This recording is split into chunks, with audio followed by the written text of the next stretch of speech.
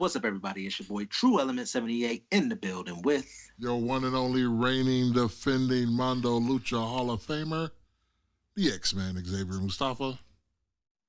And everybody's favorite narcissist, the natural Chris Black.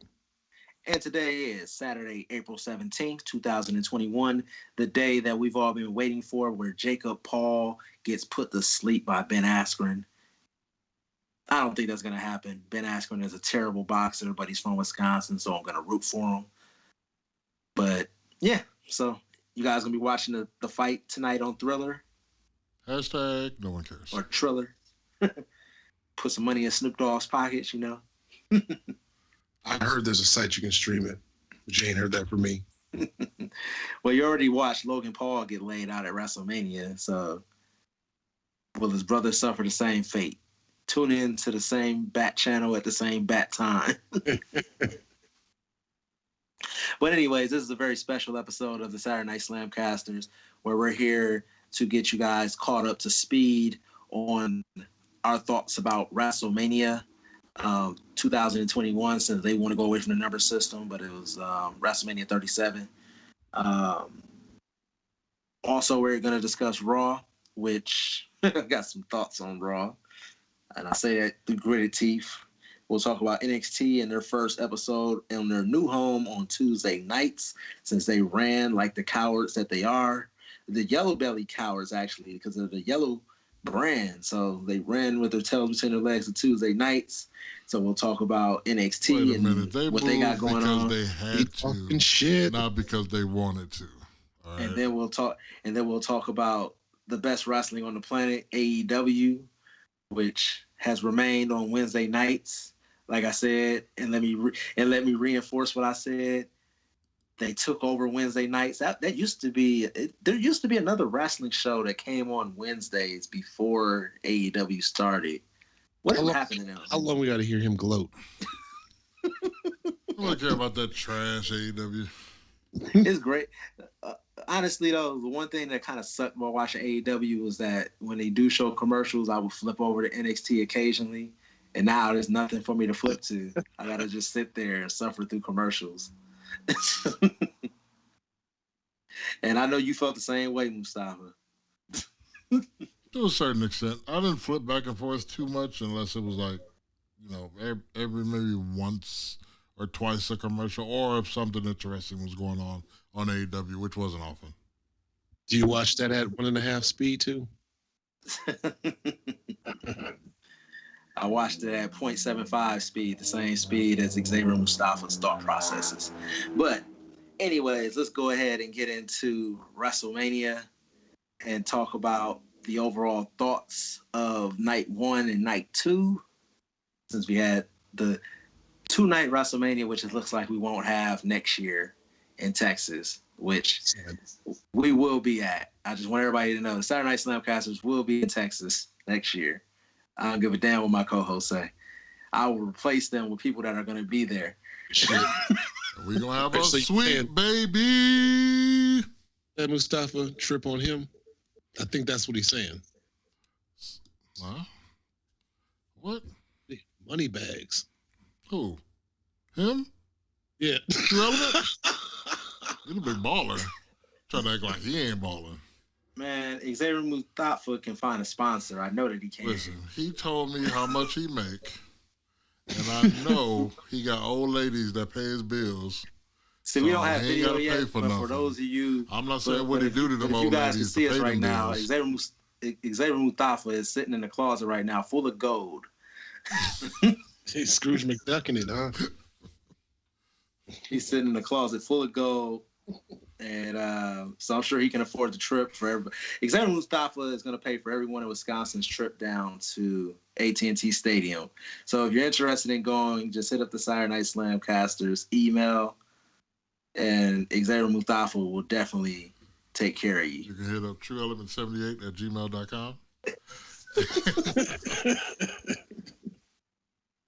But anyways, so night 1. We'll just start with overall thoughts. What did you think of night 1 of WrestleMania? I loved night 1. Definitely the better night of the two. Had some matches that I thought wasn't going to be great that ended up being okay. except for one match, which I knew was going to be terrible, and it was terrible. But, yeah, overall, night one was my favorite. I'd have to agree with that. Night one was the better night of the two. You had some sleeper matches, some matches that I didn't expect was going to be good, but ended up being pretty decent. But, I sometimes forget that although the build to WrestleMania may not always be the best, the crew definitely comes with their A game. They definitely came out there and brought it. Yeah, I have to say that I enjoyed night one much, much, much, much more than night two. There were a lot of things that surprised me on night one, specifically Bad Bunny, which I am going to begin my journey to at least have one match because of Bad Bunny. Bad Bunny's out here hitting Canadian destroyers, and I know I'm more athletic than Bad Bunny. So, and I think I listened to Jim Cornette even acknowledge that or whatever, talking about Bad Bunny hitting Canadian destroyers, that he just made it look way too damn easy, like anybody could do this shit. And I would definitely agree, because as soon as he hit that, I was like, you know what? I was like, I'm showing up to camp. I'm showing up to camp. Xavier Mustafa will be retired. Probably easier than I even thought. Yeah, Bad Bunny made it look easy, but not so much. I need you to stop with that nose candy. Talking crazy over there, Tru Element. Oh. Going back to Dark Side Ring, cocaine. Hey, everybody that listens to this already know I told Xavier Mustafa that if God doesn't retire him, I will. Well, God will retire me, because you sure ain't. Yeah. You said what? I said God will be retiring me, because you sure ain't. Let me ask you. Philippians 4:13. I can do all things through Christ. So let me ask you guys this, and we'll do this for both nights. Night one, match of the night. I really did like that Bad Bunny and Miz match. But because of the story, I got to give it to Sasha and Bianca. Like, it was a squash match. People don't probably want to look at it as a squash match, but it was. Like, Sasha really didn't get anything in that match. It was all power, all Bianca, all the time. So that would probably be like my real. That would be my match tonight, just based on the story. But I really enjoyed that Bad Bunny match. So that's me my actual match tonight, because it wasn't a squash. Going into WrestleMania, I was thinking Cesaro and Seth Rollins was going to be the match of the night. But they kind of, don't get me wrong, the match was good. The match was very good. But I feel like those two under-delivered just a little bit. Just a little bit. I'm glad Cesaro got the win. Again, not shitting on this match at all. I just think that these two guys could have put on an even better match. Maybe it was time, because we had that rain delay, and their match was over only, and I'm looking at it, 11 minutes, 35 seconds. So if they would have given them about 15 minutes, maybe 15, 18, I don't know. I could have enjoyed a 20-minute match between these two. I'm going to go with Sasha and, I was going to say Bailey. Wow.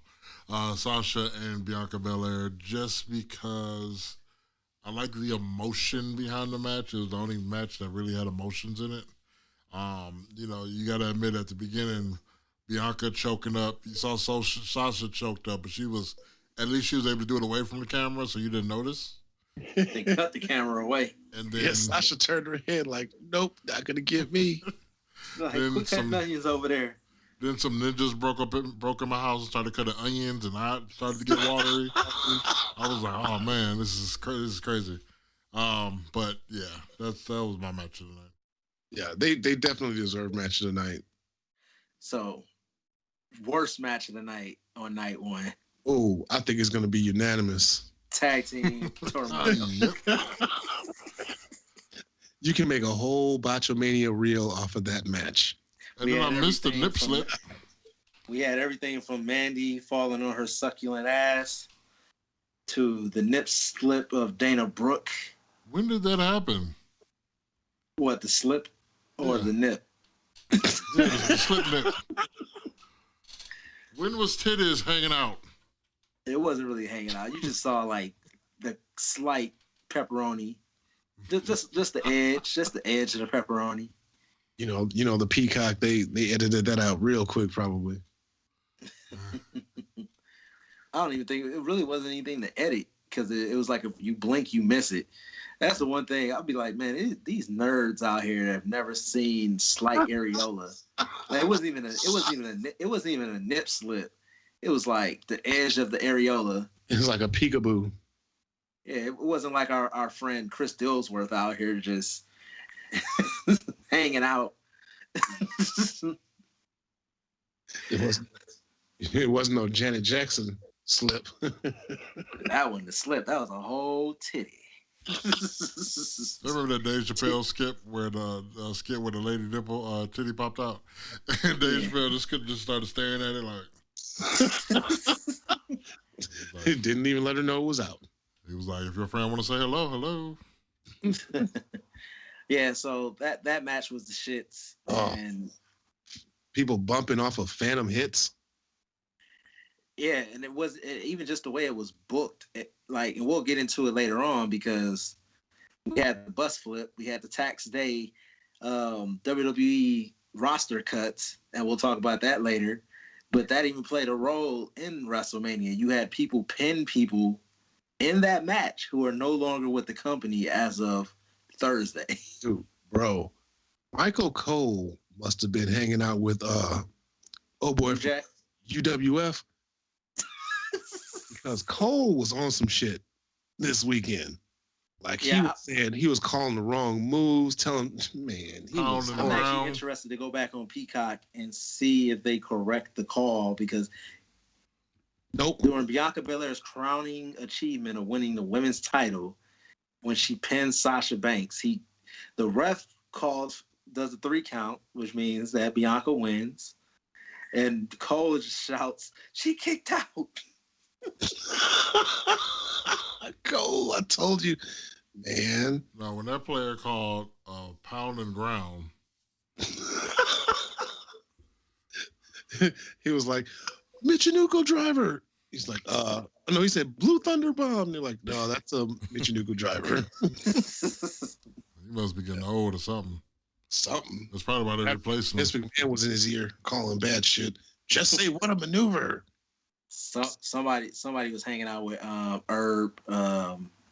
That's all I can remember. Herb Abrams. Herb Abrams.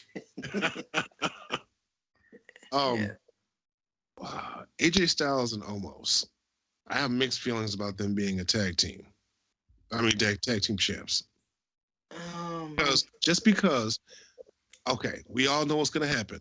Omos is so impressive. He's a big man. He's wrestling like a big man. Let's take a poll. How long before he's taking bumps for Rey Mysterio? You know I ain't lying.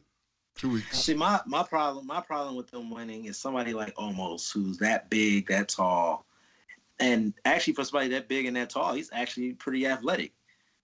He was moving around there. A lot of those big guys WWE brings in have legs like the Great Khali. They can't move, they can't walk, they can't do a lot of things. Almost was moving around there like he was the size of a Braun Strowman or Undertaker. And he's much bigger than those guys. I agree. I agree, but I mean, you know how they do big dudes. Well, what I was going to say, my problem with them winning the tag team belts is that now you're going to have a guy that impressive looking, and we still don't really know the moves. Like, to see him moving that way was impressive. But now you're going to have him on TV every week. That somebody like that should be a special attraction. WWE don't know how to do that since the days of Andre. And part of the reason why that happened is because Andre would be like, no. He was well documented.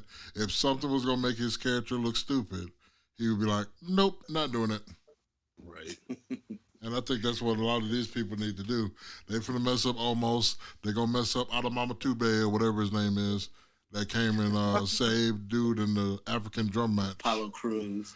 You know what? If they would book way in advance, they would have switched those two. Omos should be with Apollo Crews, and Dabba-Kato should probably be with AJ Styles.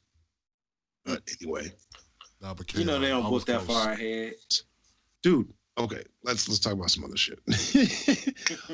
Were you shocked that Bobby Lashley kept the title? Yes. Very much so. I was super shocked. I was shocked, one, because it was match one, and I was like, you wouldn't have a heel go over in your opener. But they did, so I'm happy. I'm glad. I think that was the right call. Braun Strowman versus Shane McMahon. The only cool spot in that entire match was when Braun Strowman ripped the fucking cage to snatch Shane back through.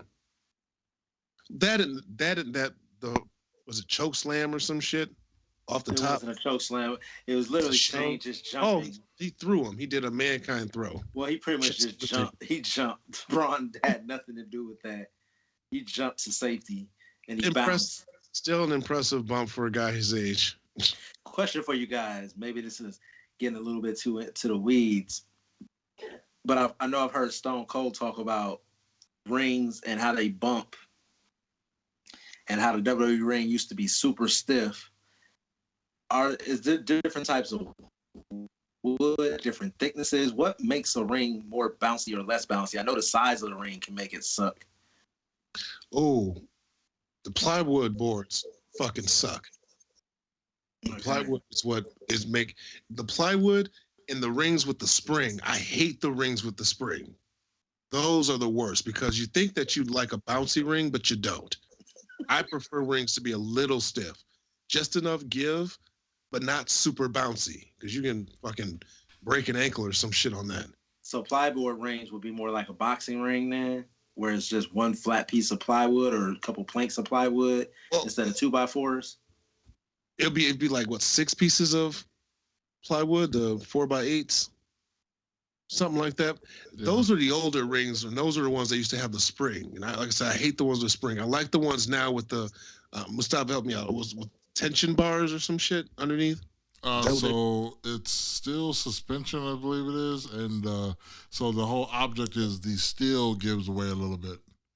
Right. To soften up. Well, I don't even want to say soften up anything because this shit's still hard. But it's that combined with the padding, combined with the canvas, which in WWE they load their rings with extra canvases. So what happens is if you notice that their canvases are always clean, is because after every match they take a layer off. So if you're one of the earlier matches, you damn near falling on a pillow versus at the end of the night where it's going to be a little thinner. No, I just asked that because you see somebody take a bump like Shane took and he bounces. It's like, how bad does that bump actually suck? I mean, it still sucks. All the way till today. It still sucks. You got to remember that dude is what, 55 or something years old. Yeah, and they say it's easier to take a bump when you continuously bumping, but that occasional bump. See, and there's one thing, like if they were paying me WWE money, I'd take that bump. But Shane, he got McMahon money, so you don't need to take that bump. Every year he got to take a bump like that. maybe that's part of his inheritance. You don't get shit unless you do the bumps. The big bumps. Like, it got to be a bump to make up for the other 120 days out of the year you're not taking bumps. Right. Well, let's be honest. You know what? I'm going to have to side with Cornette. Like, Shane McMahon, okay, we understand that he's paid his dues, technically. But come on, man. Braun Strowman should not be selling for Shane. Yeah, pretty much. Like, you hit it on the head. The right person won the match, but it didn't do anything for Braun Strowman. Nothing. It gave him a highlight, I guess, of him ripping the cage apart. They have that down the line. You know how easy it is to forget, and this is how the storyline even started. It's so easy to forget that Braun Strowman was Universal Champion for a second. A hot second. Like you forget that he was champion. Like, we remember Jinder Mahal for being a champion more than we remember Braun Strowman. And you can make the face because he's the greatest, black, but you know it's true. If I put Jinder Mahal and Braun Strowman in front of you, like, which one of these guys was the champion, you'll probably who would you point at first? It would probably be Jinder Mahal more than you remember that Braun. You'd probably be like, did Braun have the title? Of course it'll be Jinder Mahal, because Jinder is one of the greatest of all time. Let's be real. I point him out like, oh, that was that shitty chef. That was the man that was there for us when we needed him. And unlike the Avatar, he didn't disappear. I feel like the Cesaro and Seth match never got out of second gear. I think that match could have been better. You brought it up earlier. I think that when he hit him with the uppercut, I think that was supposed to be like the Randy Orton uppercut that he delivered to Seth Rollins back at the WrestleMania where they had a match, where it was supposed to be the pop up and he was supposed to catch him with the uppercut. Yeah. And that would have made it a little bit, that would have gave it like that little bit of zest, but it really wasn't a match that was any better than anything that we would get on a Raw that maybe went through 2 or 3 commercials. That's because they built the entire match around the goddamn swing, which, okay, there's nothing wrong with that, but that shouldn't be the main focus of the match, is how many times you can swing them. Right. I mean, he must have attempted it about 3 or 4 times before he actually got it.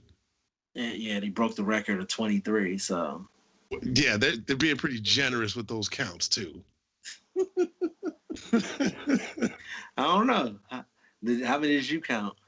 I have to go back and watch it again, but I know they'd be like 1, 2, 3, 4. It's just so inconsistent on where the head was before they counted the next rotation.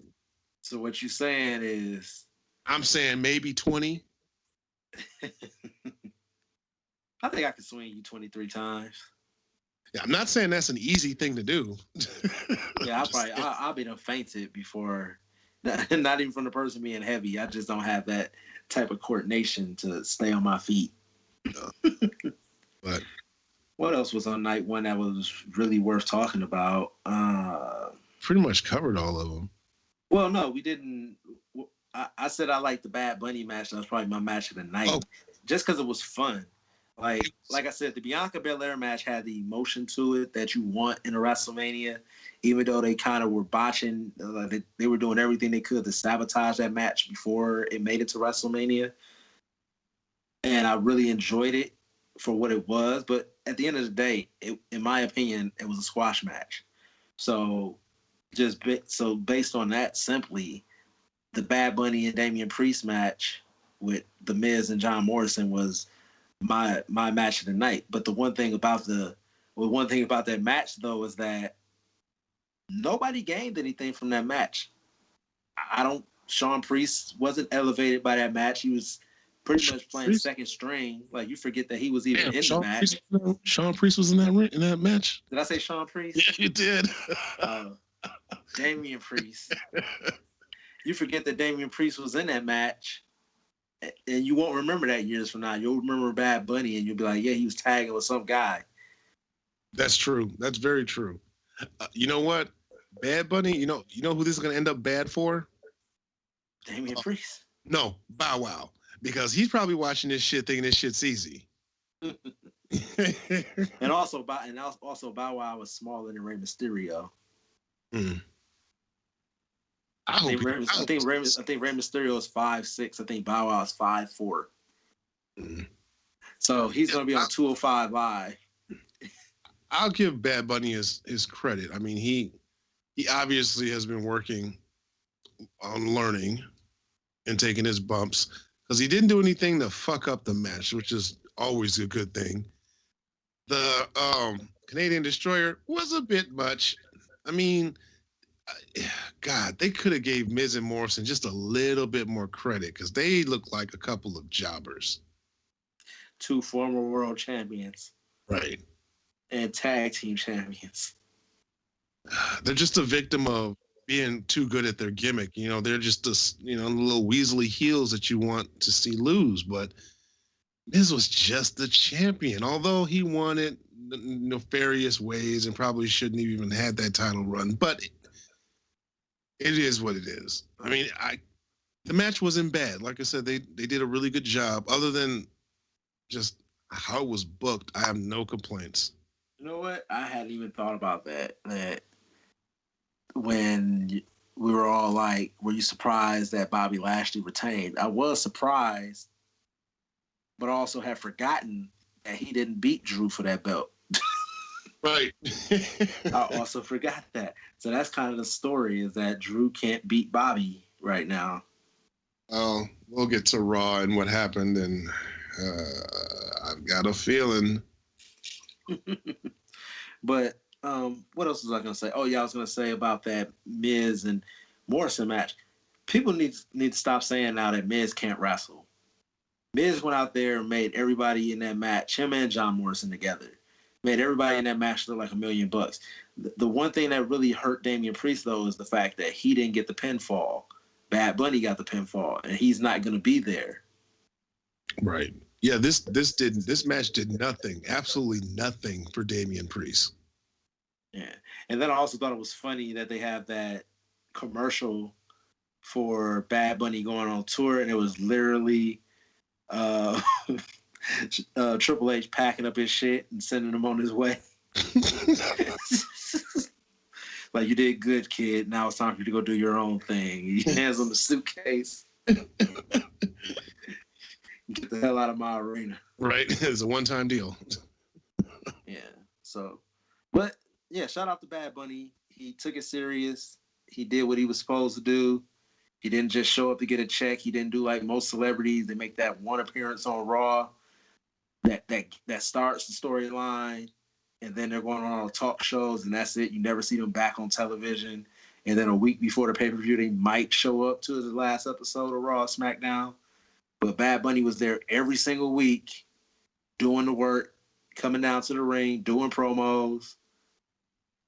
And yeah, so shout out to him for taking it serious and respecting the business. He definitely put in the work. Yeah. Do you think he did too much? Well, I said the Canadian Destroyer was a bit much. I mean, overall, should he have been that impressive? See, that's a fine line there. You know, I listened to Jim Cornette's commentary on it, and you know, like, yeah, he put in the work. Yeah, he should not look that good, him being a non-wrestler, but here's my response for that. And this is in comparison to all the other celebrities that they've had come in, besides the one that me and Chris Black had a back and forth about, because everybody's saying that Bad Bunny had the best celebrity match in WWE history, which if you look at WWE and NXT separately, then yes, it was the best celebrity match in WWE history. But if you put NXT in there, go ahead, say. Actually, I actually liked Lawrence Taylor versus Bam Bam Bigelow better. All right. Mute this guy. Mute this. All right, you're done. What? But see, even if the thing is, Lawrence Taylor wasn't trying to be a wrestler either. He wrestled like he should have, as someone who didn't really know what he was doing, but he kind of got lucky and he used his football skills to overcome Bam Bam. Well, now, it sucks that Bam Bam took that loss, but I thought that was a better. The match was more correct. Yeah, he wasn't comfortable in the ring like Bad Bunny was extra comfortable. But that's what I was gonna get at in comparison. But I thought you were gonna say your guy from NXT, Pat McAfee. I don't think you can count Pat McAfee's match was better, by the way. Yeah, definitely. But you can't count Pat McAfee in that because, I mean, he's actually transitioning to becoming a wrestler. He went through legit training, not a month of training. Well, Bad Bunny actually went through 3 months of training. But the thing that that was actually the thing I was going to say is that, and if we want to put the caveat in there to be that Bad Bunny had the best celebrity WrestleMania match in history. You say Lawrence Taylor, I still say Bad Bunny, and also Bad Bunny was the longest celebrity match in WrestleMania history as well. Then I would have to say if he had 3 months of training now, that's different. But because you can train. The storyline was going on for like 3 months. But that's also what I was going to say is that he all the other celebrities just show up, get their check. They show up to that Raw after the Royal Rumble or whatever to get the wheels going. And they might show up to that last Raw or SmackDown before Mania. But that's the only time you see them. Bad Bunny was there every week alongside Damian Priest. So for him to come out there and bust out all of that stuff, he's been there every week. You've seen him running around with the wrestler. So you're going to think that and expect for him to have learned something from Damian Priest in that amount of time. Maybe not as much as he did in that match, but it still makes more sense than Snooki going out there and like pulling off all of this amazing shit.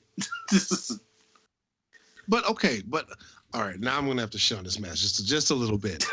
I'm gonna shit on the booking. So you're telling me that any 150-pound fucker that goes to the training center and trains for 3 months can beat 2 ex-world champions?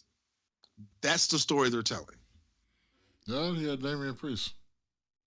Yeah. Well, that was also the thing we said. We said nobody gained anything in this match. Like Damian Priest actually went down more now that Bad Bunny is gone because, and we'll get into talking about the Chris Jericho interview with Stone Cold Steve Austin. We're going to talk about that, but he talked about how precious television time is and using it to its fullest extent. And all the television time that Damian Priest was getting wasn't really Damian Priest's TV time. It was all centered around Bad Bunny.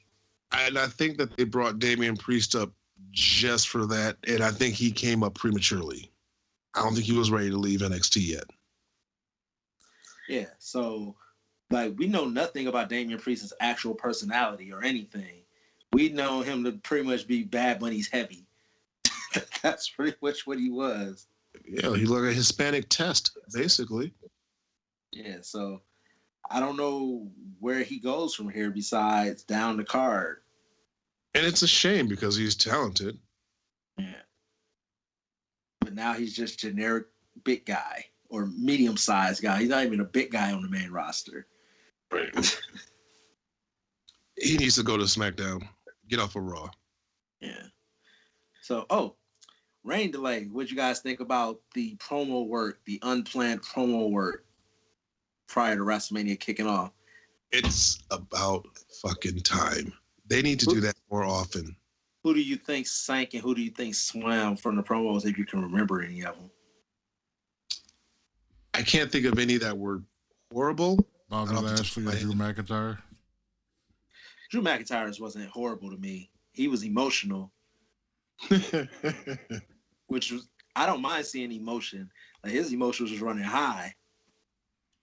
He's probably pissed he's doing that J.O.B.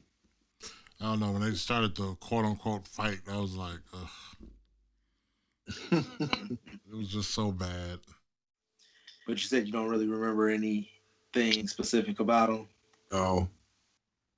All right, so not anything you're going to remember. Yeah, no. I just think they need to do that a little more often because it came across as more natural because it's their own words.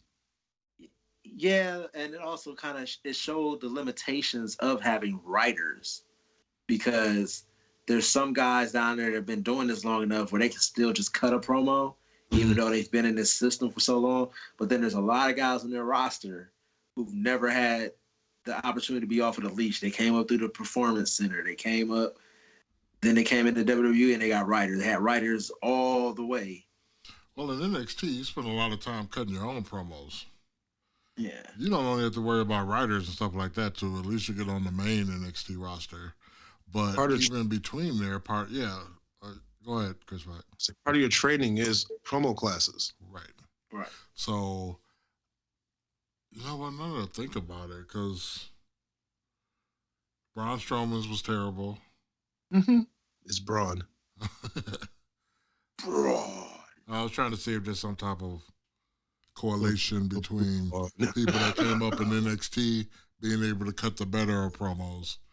But yeah, I think it was the senior guys that were cutting the best promos, the guys that's been around. Yeah. So outside of WWE, that's basically what I was getting at. All right, so now we can move on to night 2. We'll kick off with that abortion of a match. Okay. The Fiend versus Bray Wyatt. Okay. I mean, The Fiend, Bray Wyatt versus Randy Orton. You're Chris Black. He's not going to have anything good to say. Yeah, we'll give it to Chris Black. Okay. Now, for all you motherfuckers that gave me heat when the Fiend lost to Seth or the match got thrown out in Hell in a Cell, and I said the Fiend is official trash. and that they've ruined this character. Everyone and their mama, no, he's not ruined. He's not ruined. Even now, you got these goddamn smart marks online talking about, oh, he's only been pinned twice. All right, no. Let's count this shit out. Seth Rollins should not have beat the shit out of him during Hell in a Cell. That he took one L there. He took an L for Goldberg. He took an L during that triple threat with Roman Reigns and Braun Strowman, even though he wasn't pinned. And he took a major L at WrestleMania. The Fiend is trash. They have proven they don't know how to work with him. They don't know what to do with him. He's total trash. Okay, wait a minute. Is The Fiend trash or is his booking trash? The booking's trash. The Fiend's a great character, but unfortunately, this is WWE. They don't know how to do anything with greatness. I don't know what they're doing with the character now. Based off that and Raw, I'm like, where are y'all going? They want him to fail. That's the only thing I can come up with. They want him to fail. And his brother is gone now, so. And I thought that was Bo Dallas at first, because dude was extra skinny. Well, if you have a wife like JoJo, you might be a little skinny too. They only like 6 child now. No, not that many. Yeah, I have no idea where they're headed either. And I guess it's kind of spoiler going into Raw. But it seems like they're giving Bray Wyatt a cross between the original New Day gimmick before they made it their own thing and what Seth Rollins was just doing as the Messiah. Because it sounds like he's going to be like a prosperity preacher or something like that. With the music they were playing for the Firefly Funhouse after Bray Wyatt was talking. But I'm gonna keep it on Mania. Match was complete trash. Never even got out of first gear. And like the whole Alexa Bliss thing, a lot of it. Okay, so the majority of the stuff that was there, something could have been made out of it. But it was, for me, it's the fact that it took one RKO. Triple H is kicked out of one RKO. Roman Reigns is kicked out of one RKO. Plenty of people are kicked out of one RKO. Hell, The Fiend, how many what was it? How many spears did he kick out of? How many curb stomps did he kick out of in the Seth Rollins feud? But one RKO laid The Fiend out for the 1, 2, 3. Trash. The match was trash. And Like, the sad thing is, I was actually looking forward to this match. Yeah, and I have no idea. Like I said, I don't know what they're going to do with Bray Wyatt or Alexa Bliss. It seems like she's splitting off to do her own thing. She has her own little dial now.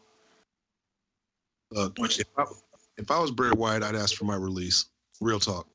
I don't even know where he would go. Anywhere would be better. He could go to New Japan. I'm pretty sure he could not use The Fiend because WWE probably owns that shit. But he seems to be so creative, he could probably come up with something better. I think he actually owns the rights to The Fiend. He paid for the mask himself. Imagine the Fiend showing up to take on Suzuki in New Japan. He get that ass whooped, first of all. I don't think Suzuki gonna do nothing with The Fiend. Murder Grandpa will fuck him up.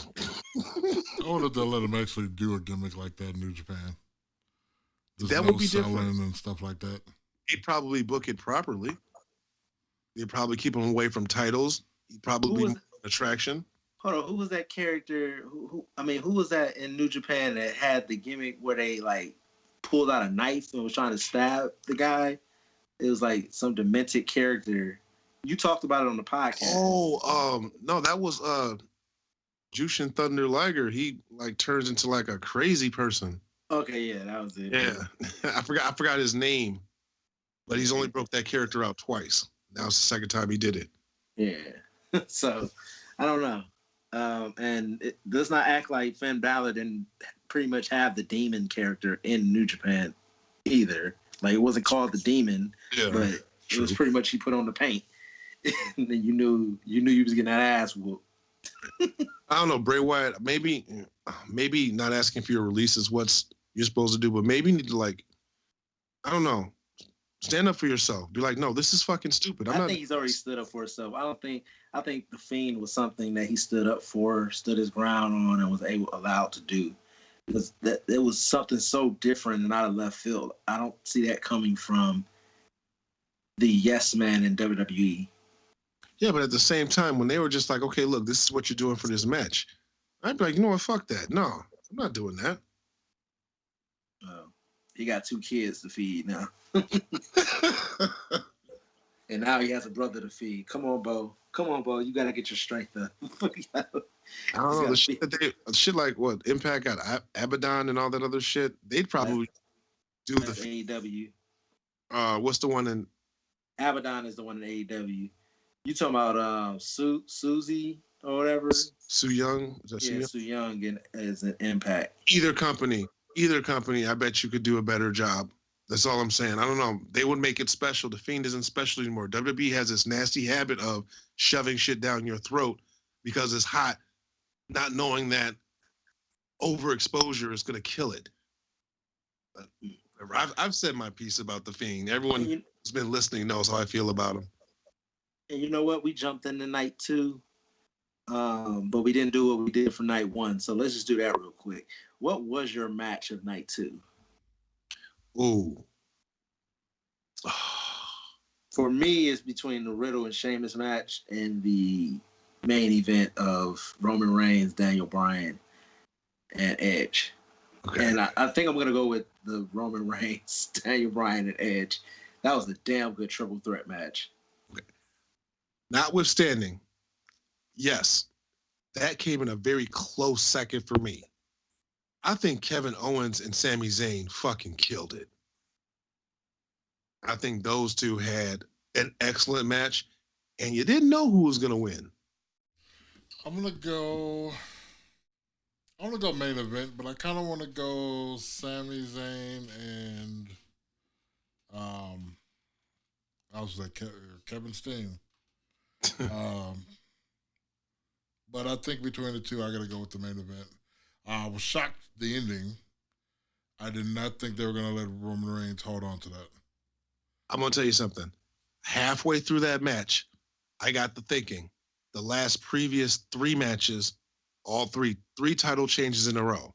Halfway through the match, I'm just like, I bet you Roman Reigns is going to retain. Because there's no way they're doing 4 in a row. I was shocked when it was just like, what? Sheamus won. What? What? 3 in a row title? Come on now. They couldn't have shuffled that shit up a little bit more. Back to back to back. What does a gong have to do with a Nigerian drum? Never mind. Just random thoughts I just have. Nobody in that match even got beaten so much that it sounds like a drum. Look, I would have much rather them had to come out there wearing dashikis with spears and do the Black Panther fight, and Big E throws them off the cliff. You know what? So, in high school, there was the funniest fight I've ever seen. These 2 guys met in the parking lot, the student parking lot, and someone busts out a pair of bongo drums and started playing a beat to the fight. Now, if they were going to do some type of Nigerian drum fight, they should have had drummers just, playing the beat and shit throughout the entire match. What school did you go to? You went to Marquette High School. We hardcore over there. So this was a hippie white guy with bongos. Yeah. Okay. I mean, what is it? The big tall one, conga drums? I don't know. I'm not a musician. No, I was just thinking, like, man, this guy went to the art school for real. He just got bongos in a trunk. Like, about to go pop the trunk on your bitch ass, pull out some drums. That shit was hilarious. They just came out, just started playing the beat, and these 2 motherfuckers started fighting like Mortal Kombat and shit. It was the funniest fight I've ever seen in my life. So they literally did Def Jam Icon out there in the parking lot. They had a Def Jam fight for New York out there in that bitch. That shit was hilarious. But the funniest thing is they had to sync their punches with the beat. Well, the reason why it was the funniest fight was because one guy who was doing most of the shit talking, all he doing was throwing haymakers, and the other guy was always just blocking it, catching with the right every single time. So by the 3rd one, everyone's on the ground laughing like this nigga getting his ass. So how bad did your face look after this fight? Oh, it wasn't me. The dude's name was Jason, actually. And the guy who beat him up was a guy named Mike. Well, so you guys both said your number 2, I guess, was Kevin and Sammy. What do you guys think of Logan Paul and his taking of the stunner, his selling of the stunner? Didn't even need to be there. Really? Like, I was like, what is this dude there for? He literally got a check. Factor. He literally he did the complete opposite of everything we praise Bad Bunny for. Dude, I would like to think Kevin Owens, knowing the experience he's had in the ring, I would like to hope that he read the crowd and that was an audible. He was like, these motherfuckers are booing you. I'm about to give you a stunner. It would be great if that was not part of the plan and he just called an audible. Now, what did you guys think of Tamina being the most over that she's ever been here at WrestleMania during the women's tag match? Did you guys like the women's tag match? No. But I mean, when you got Nia Jax and, oh, God damn it, I hate to say it, but damn it, Shayna Baszler, you know that was my girl at one point. Tamina, when Tamina gets the praise during a match, you know the match was bad. And I want to like Tamina, but she's too reckless. I didn't care for the match. Is she reckless or sloppy? A little bit of both. I mean, but show is Nia and show is, who was else in that match? Natty? Yeah. Yeah. I mean, well, Natty's not really sloppy. She's just boring as shit. Not her Instagram, not her YouTube. Oh, right. But, that's boring. She needs to bring more of that into her wrestling. But, yeah, Natty's boring. Tamina is not that great. And Shayna, this was the Attitude Era. I'm sure that Natty could bring that into what's going on. Anyway. The match itself wasn't bad. It wasn't horrible. But in comparison to everything else that was on WrestleMania, it was the second worst match of WrestleMania weekend. And the other match was a women's match. So the women, like, if it hadn't been for Bianca Belair and Sasha, which we already talked about, and Asuka and Rhea Ripley that we're about to talk about, it would have been a very bad weekend for women's wrestling. Because the one-on-one championship match is delivered. But it's also mainly because WWE, they've done this to themselves. They don't have any women's tag teams. They made a set of belts specifically for Sasha and Bayley and for the Bellas. And the Bellas likely aren't coming back at this point. No one cares about the Bellas. No one cares about the women's tag team titles. Well, we're going to have to talk about the Bellas in a second. You guys... Go ahead. I was going to say the Iconics are extra dead now. You know, so that was the only real tag team they had. Yeah, that was a great idea, WWE. Let's get rid of the women tag teams. Yeah, and let's make all these makeshift tag teams. So, what you guys think of the Rhea Ripley and Asuka match? I'll let Xavier Mustafa go first on this. I thought it was an okay match. I'm just tired of Asuka losing all the big matches that she has all the time. I think she's like 0-6 for WrestleMania, same as Sasha Banks. Yeah. Kiss my ass, WWE. It was okay, borderline boring, in my opinion. I have to agree with the term boring. Like, it did nothing to actually get over Rhea Ripley. I actually felt like Asuka kind of gave the loser body emotions in that match. Like, I felt like she wasn't doing the work that you're used to in an Asuka match. Like, I think she's trying to win. Yeah, she's fed up. I think she's fed up. Also, too, I don't think they have really good chemistry with each other. Yeah, well, the build was what? 2 weeks? 3? And it really wasn't that much heat. I mean, Rhea Ripley, the match would have served better if Rhea Ripley would have just came in full on heel. Which is what I said. Yeah. Come in there with a fire. Right. You're coming in to replace one of the top heels in the company, and I don't give a damn that WWE wants you to be a babyface. There's no need for you to come up as a babyface. They brought Bianca Belair up as a babyface. You can come up as a heel because especially if you're in there to replace Charlotte. Well. And we actually need a good woman heel, and I think Rhea could play a monster heel. Yes, absolutely. Like, she's bigger than every other woman. She's bigger than Charlotte. Shit. Especially now that Charlotte's in cut weight too. And they got rid of Chelsea Green, which we'll talk about as well. She was bigger than Charlotte too. They're about the same size. So I know I said I like the Sheamus versus Riddle match, and you guys didn't really mention it. You know what? Okay, so I know I've given Sheamus a lot of shit in the past, maybe even before the podcast. But the man, he does have talent. I actually liked the botch that he had where he tried to do the move off the top rope and he had stumbled downwards, because that seems like real life. Shit is not always supposed to move, go as smoothly as, a lot of these matches where it looks like it's supremely choreographed. So I actually like the fact that, he stumbled and fell and he had to readjust and do something else. At the time, I was just like, ooh, I wonder if that was going to be the finish. And you saw in his eyes, slightly, he was just like he wanted to climb back up on the ropes. But then it's just like, no, don't do it. I hate when people fuck up and try to go right back to the spot. He didn't do it, which was a smart move. He covered it up. He didn't show too much frustration because, shit happens. And it could have ended up a lot worse.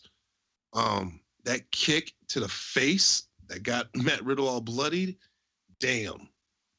And I want to ask Matt Riddle, how you feeling about re-signing now? Here's my 2 cents about this bullshit. All right, first of all, I'm over Sheamus. I'm over him. I'm over the gimmick. I'm over the voice. I'm over the only thing I like about his matches is that they're stiff as shit. Yeah. All right, that's one thing I love about his matches. Matt Riddle is a legit MMA guy. All right. In real life, he should have kicked his ass. And they make him look weak as shit. Jobbing him out every week. Then they did the same thing on Monday. I forgot who was against. Was it Bobby Lashley again? Yeah. How many times has he fought Bobby Lashley? 1 million times.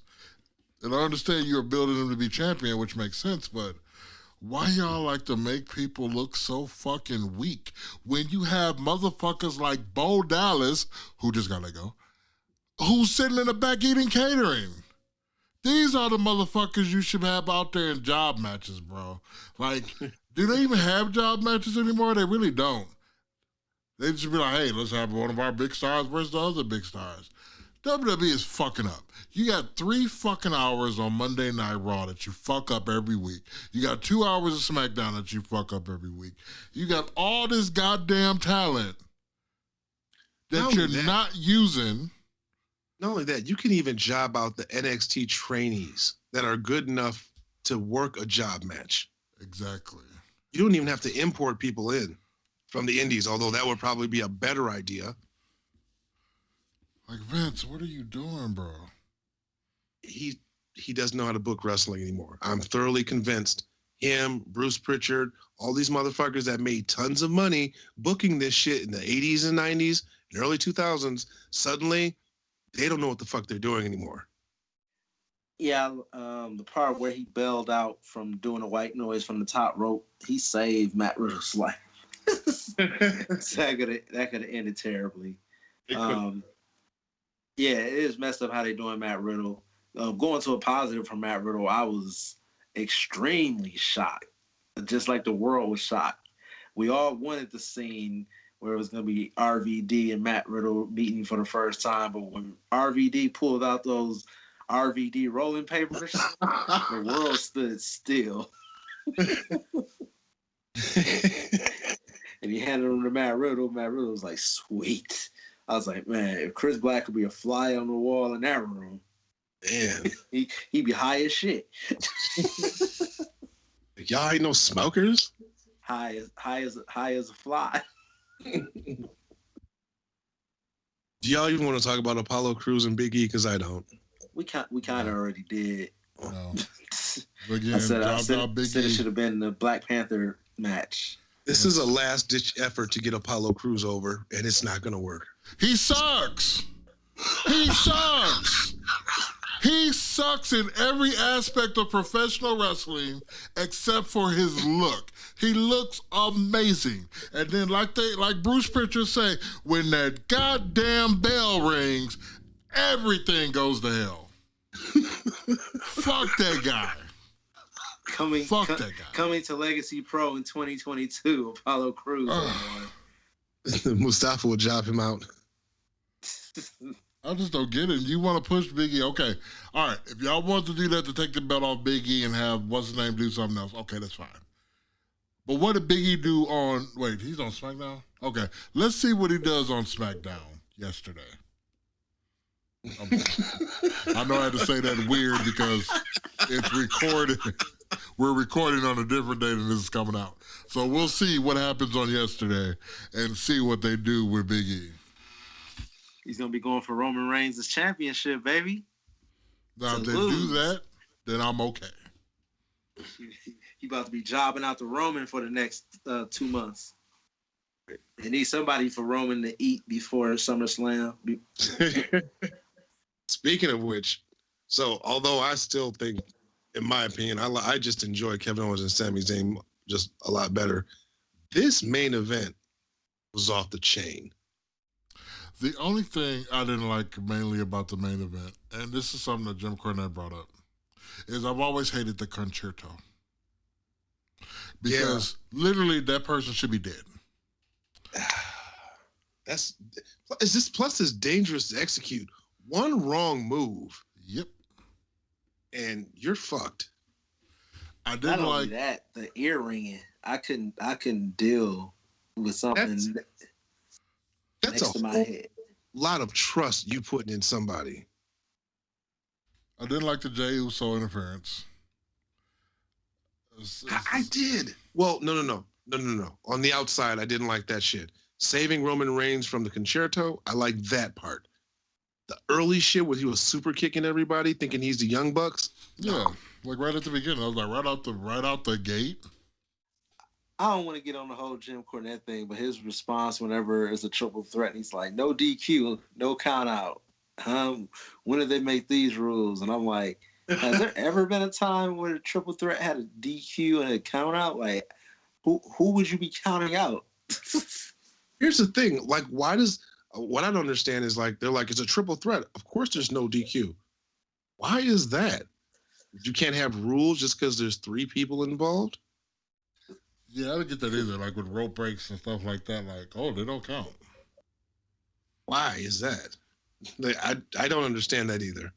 No, rope breaks still count in a triple threat. It was always that there's no DQ and there's no count out in a triple threat. No, you can grab the ropes. You don't have to let go. Because you can't just get disqualified. See, that's what I don't understand. So, okay, so I'm having a triple threat match. It's a grudge match. We're all wrestlers. We're going to wrestle each other. Why does the motherfucker have to bring in a chair? That's not necessary. Hey, homie, you escalating this a little bit too much for me, partner. Right? Like, you sign up for no chairs. Chris Black be standing there. You need to calm the fuck down, bro. That is not in the script. No. Yeah, so I don't know, but I really like this match, and I don't think that you can show a champion, even though it was through some interference, some nefarious means, but he's a heel. I don't think you can show your champion more dominant than him pinning both of his opponents in a triple threat match at the same time. Which may cause some controversy from what I'm hearing. Why? Because everybody's like, oh, well, technically he pinned him, but all their shoulders are on the ground. So the thing is, even if it's like so Roman Reigns pins Edge and Edge pins Daniel Bryan, in case of a tie, it always goes back to the champ. So there is no controversy.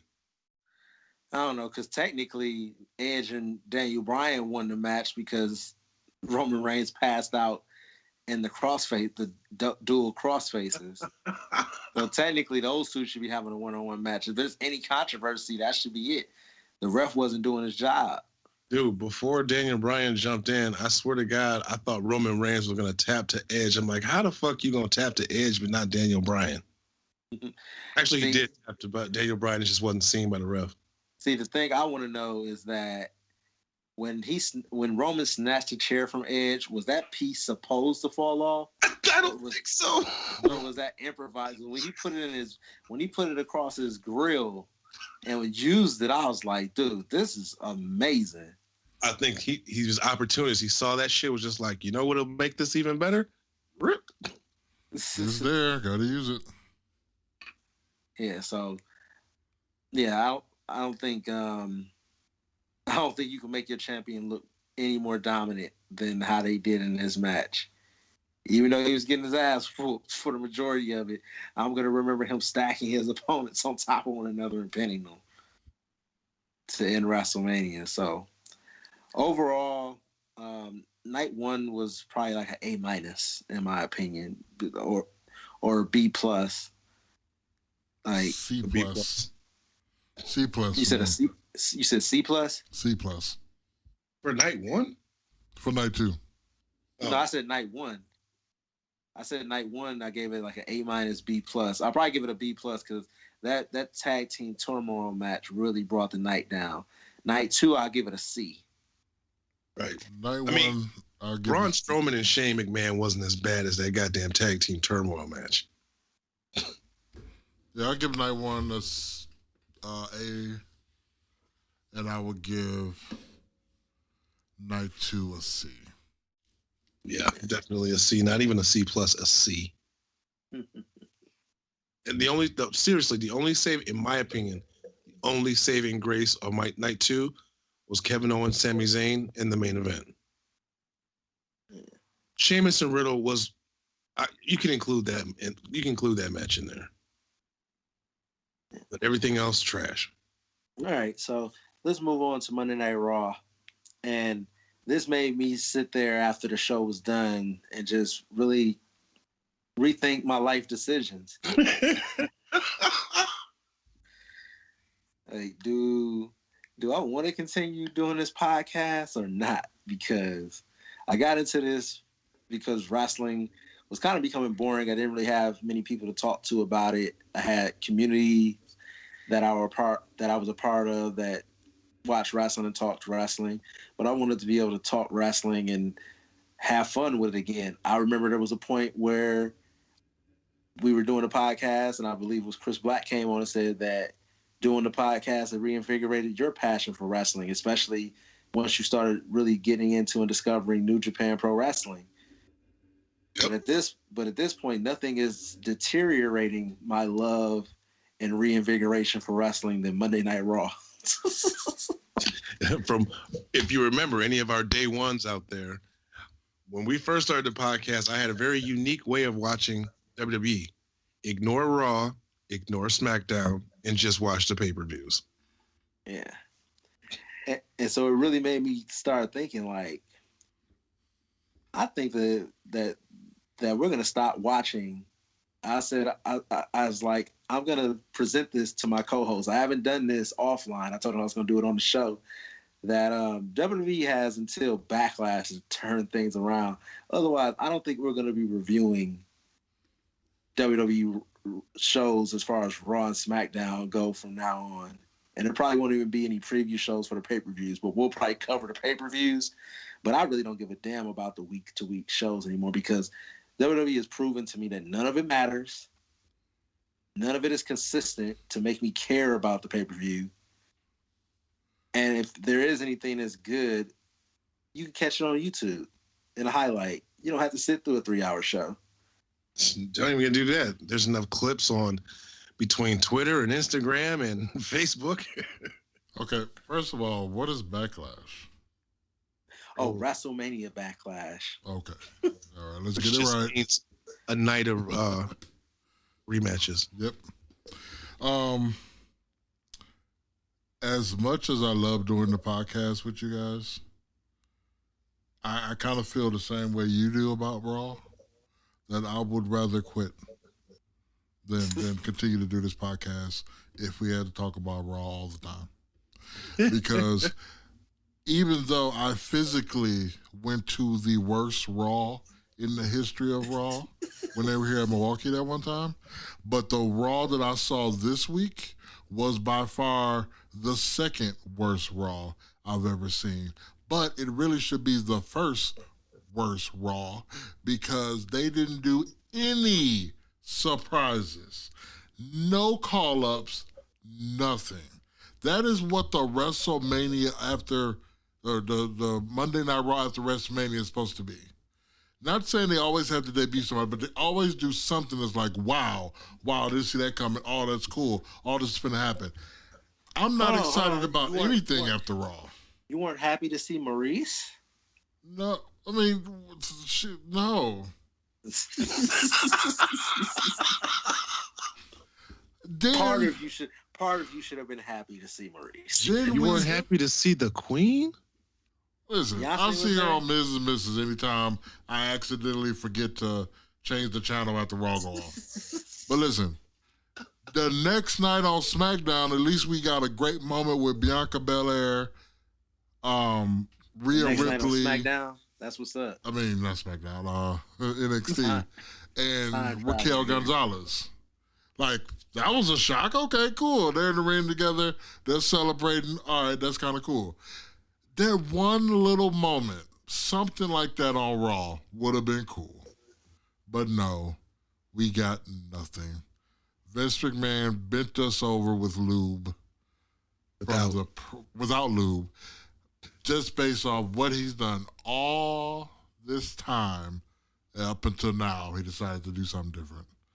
Dude. Fuck you, Vince. Yeah, this show sucked balls. How the fuck you gonna break up the Hurt Business? You're gonna kick out Cedric and Shelton Benjamin and bring in these two motherfuckers from Retribution. What the fuck are they doing? Mason T-Bar. Jesus Christ. What the? You know what they had a good thing going. Why? Speaking of Cedric and Shelton, you did have a return. You had the return of the Viking Raiders, which I believe they call the Viking Express now. They better not. A play on Jurassic Express. Oh. You know what? As soon as when Shelton and Cedric came out, I'm just like, okay, I'm going to see what they got to do now. Then the Viking Raiders came and I said, oh, they're going back to catering. I think they've totally given up. It's sad because when you got a good thing going, why would you change it? I think Vince is one of those type of people. You know, like you guys have kids. You know, I have nephews and stuff. And you know, like everything be going great, and then all of a sudden the kid just decides, I'm just gonna spill my juice everywhere just cause. That's how I feel like Vince McMahon is. Vince McMahon be like, you know, everything is going great with this. I need to change this because it's going so great. I need to spill my juice all over this because I just need to do something. I mean, does Vince McMahon not like money anymore? Because her business was money. You know what? Jim Cornette really brought up some good points. He said that basically it doesn't matter if he sells tickets anymore, because he's getting paid from the cock for the WWE Network. You know, they pay for WrestleMania to come there. So him selling tickets is extra. He said they're not going to be doing house shows no more. You know, Vince doesn't care because his pockets are going to be lined any way it goes, which unfortunately you can count the demise of WCW for this because that's what started it all. Well, that's all pretty much true. When I heard that, there's nothing there that you can really debate or refute because, yeah, he has the money, and they're not letting people in the building anymore. So there's no tickets to be sold. Merch is selling like hotcakes no matter what. You put it out there, people are buying it. But again, the Hurt Business was selling. Come on now. Yeah, I understand. It was too brown. Yeah. You know what? I'm thinking to myself, I'm like, what? Did they just were they too militant? Were they too black nationalists? I don't know. Like they didn't say anything overtly. Like they weren't the Nation of Domination. They were just some well-dressed brothers that beat the shit out of people. I mean, MVP brought them up from obscurity, if that's the right word. He made them relevant. And then Vince is like, nope, not anymore. I heard they were damn near up until Raw started begging Vince McMahon not to do that. I believe it. Yeah. I mean, what's Bobby Lashley gonna say? Like, well, I'm not gonna do it. He would have been jobbing to Drew McIntyre in 15 seconds. Well, let's talk about the return of Charlotte. What do you guys think of Charlotte's new look and her promo? Talking about how all the women backstage are jealous of her.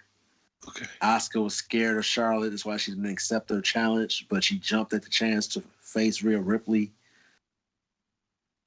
Okay, so y'all know I love me some Charlotte.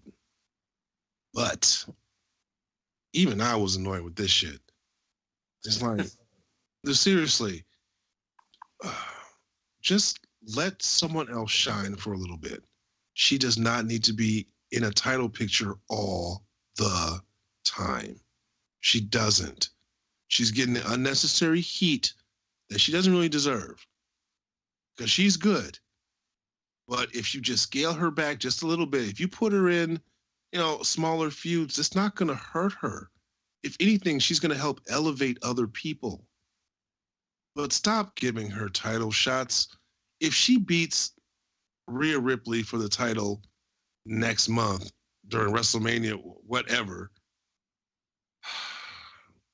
I might have to turn my back on her. And I don't want to do that. Like I said, I'm a big fan of Charlotte. I think she's an excellent worker. I think the only reason why she gets a bad rep is because they pushed her too far. They've shoved her down everyone's throat. We all know she's good. You can stop overemphasizing that. Isn't she? I think she's like a 13-time or 14-time women's champion. Ridiculous. And only been in the business for 5 years? 6 years. Yeah. Ridiculous.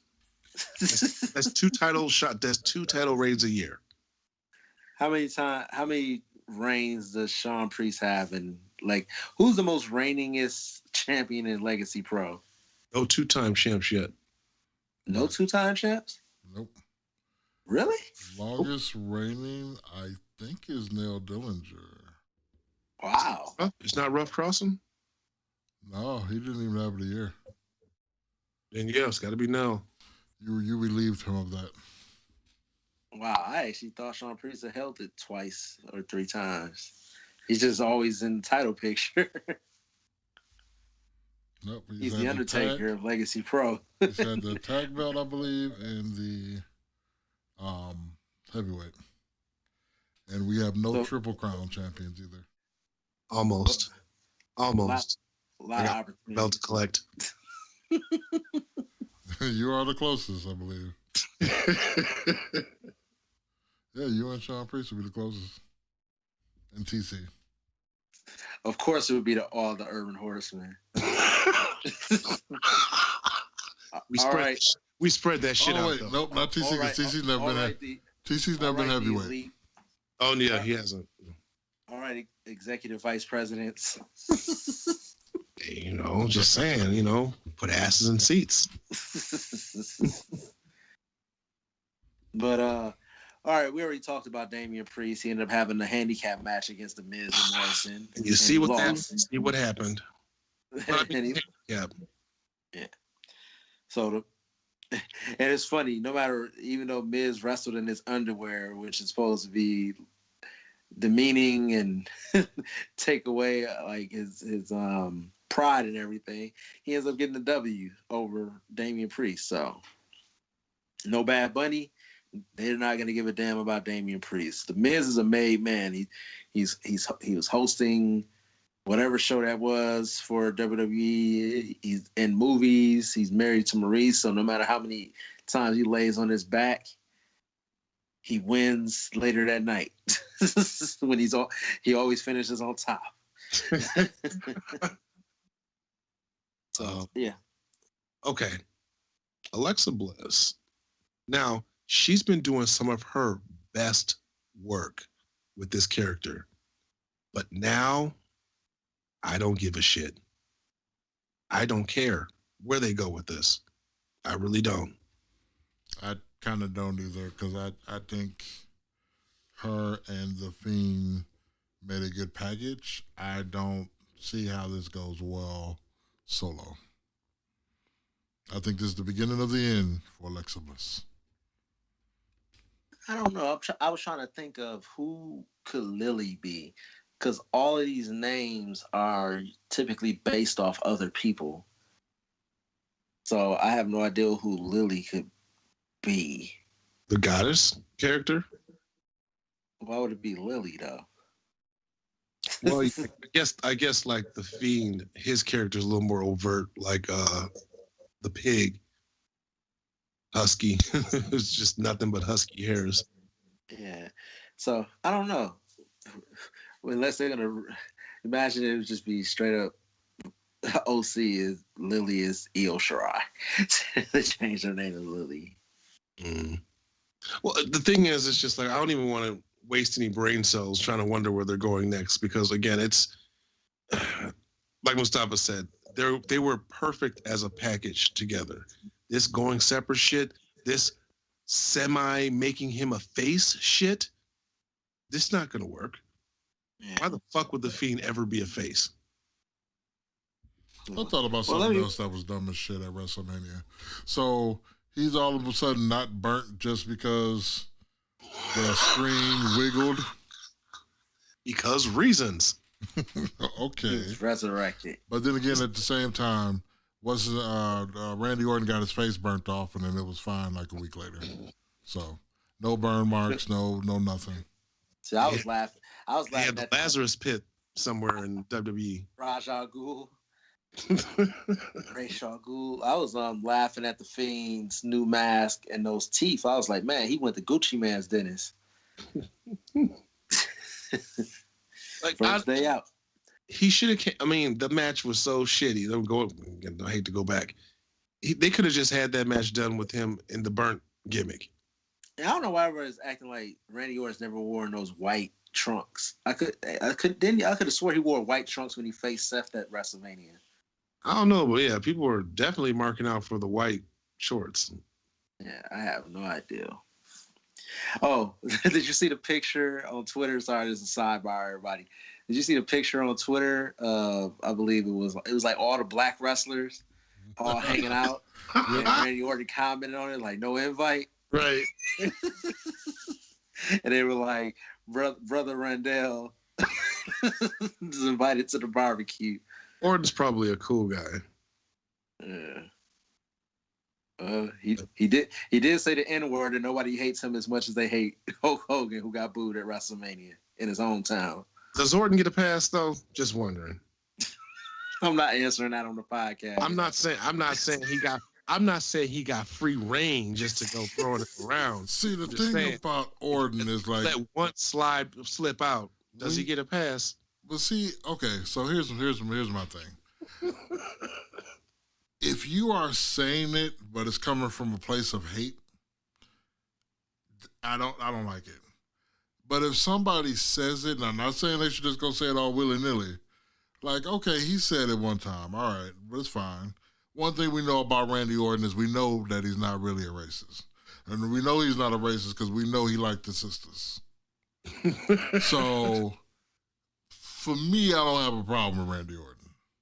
Now, we know, on the other hand, you know, a certain 80s and 90s big-time wrestler. A real American. Right, who said the N-word. You know, really didn't put too many black people over. I don't think he put any black people over, to be honest, now that I think about it. You know what I'm saying? Well, no, Zeus didn't actually pin him, did he? Yeah, I can't remember. But, yeah, you're probably a racist, bro.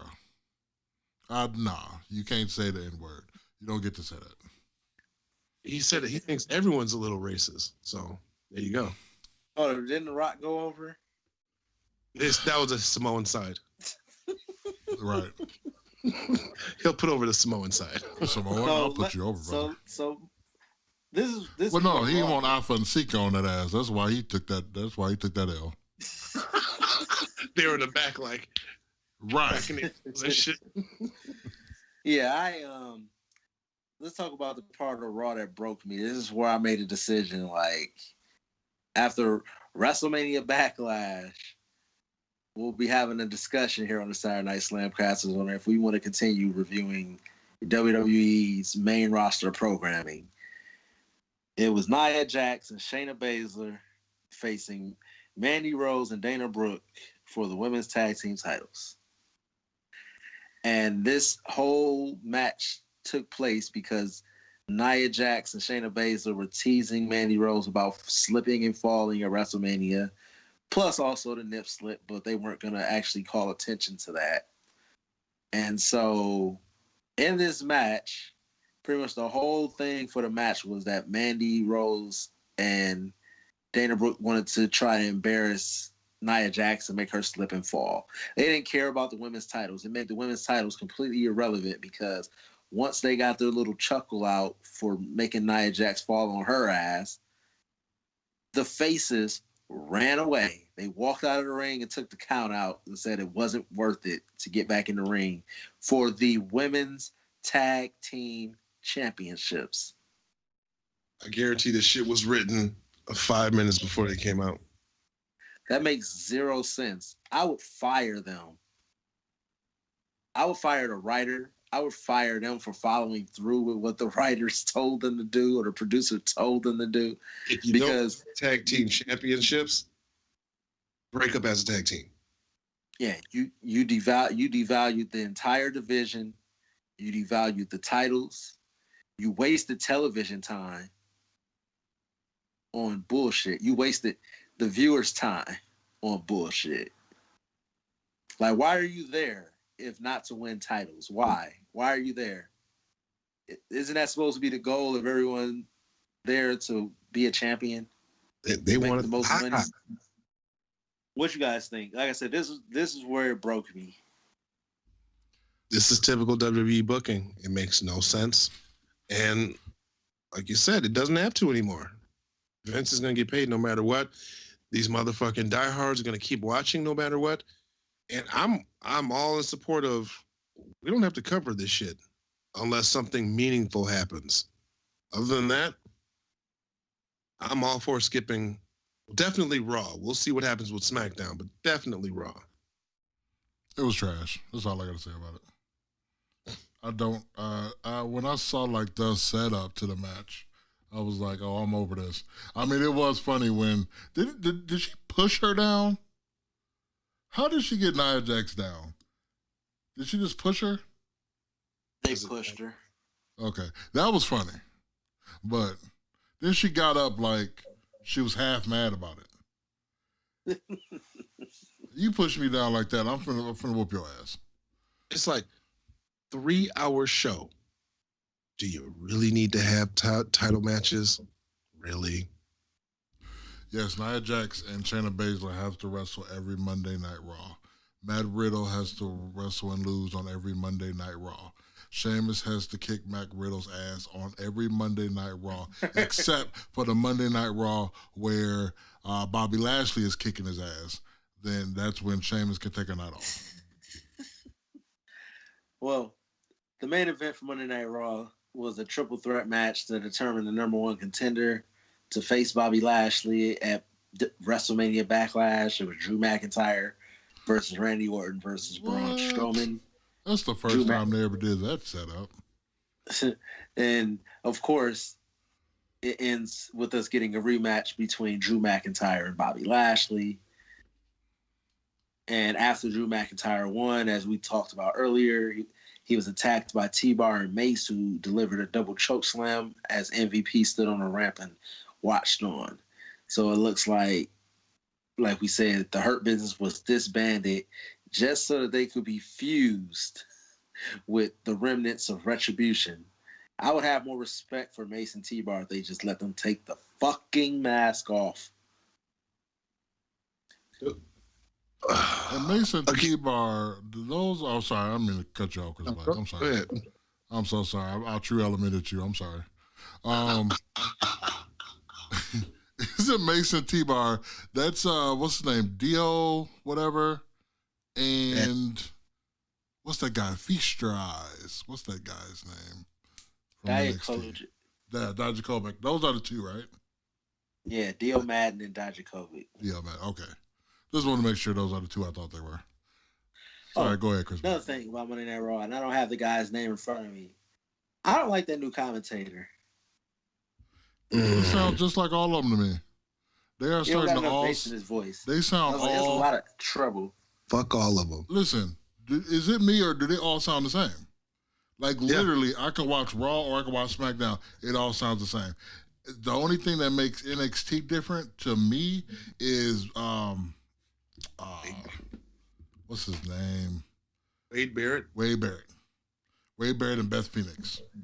Yep. They bring a different voice to it, and Tom Phillips just kind of is okay. But yes, they all sound like Michael Cole robots. But that was my big thing with Mason Teabag or whatever. Okay, you're not going to fit into her business. Again, professional looking men in nice tailored suits. Take off the fucking masks. Yeah. Oh, his name is Adnan Virk from ESPN. And I'm not the only one that's shitting on him. He was getting a lot of shit because he made a lot of mistakes. Like, the one that really stuck out to me was when he was talking about Drew McIntyre and how good of a specimen, I guess he looks or whatever. And he was like, yeah, the Irish psychopath or whatever. It's like, actually, he's the Scottish psychopath. But well, you make that wrong comparison. Some places you're gonna get a pint across the face, good fella. Speaking of bloopers, going back to WrestleMania, I think the one that takes the cake is the box-like structure. Oh yeah, we had the box-like structure. Like what the? Why couldn't they just call it a Jack in the Box? What was so hard about Jack in the Box? I don't know, but I know if you ever go to Thailand and you have a nice lady you bring back to the room and you like, so I just want to make sure before we do anything, do you have a box-like structure?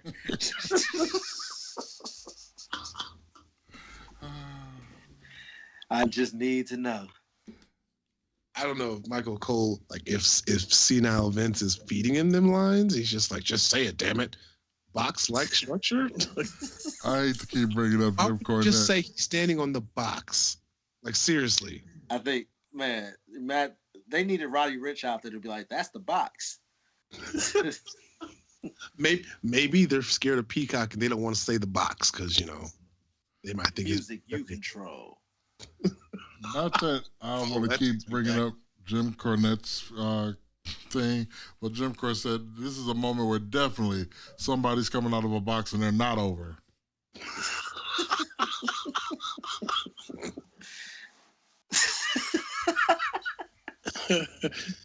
But bottom line, fuck Monday Night Raw. I can wait to see what they do on Botchamania because I'm pretty sure they're gonna do a Dick in the Box skit with that thing. Dude, it's going to be 45-minute long. Botchamania. Just from WrestleMania. Yes. So that's been your WrestleMania recap. We gave you guys a grade. We talked about what happened on Monday Night Raw. And then, of course, it is tax day. So we had the annual bus flip, as they like to call it on another podcast I listened to, where WWE cuts and trims the fat. I believe we had 9 people released this week so far as of the recording of this episode. And I'll run down those people, and then we can discuss them on an individual basis if you guys would like to. So we had Samoa Joe, who was cut. We had Billy Kay, who was cut. Peyton Royce, Mickie James, Chelsea Green, Tucker, Kalisto, and Wesley Blake, and Bo Dallas. And Mojo Rawley was finally cut. Bo Dallas is a shock. Most people didn't even know Bo Dallas was still employed. I thought they had something planned for him with the whole Fiend thing, but that only makes too much sense. So, of course, they're not going to do that. Samoa Joe.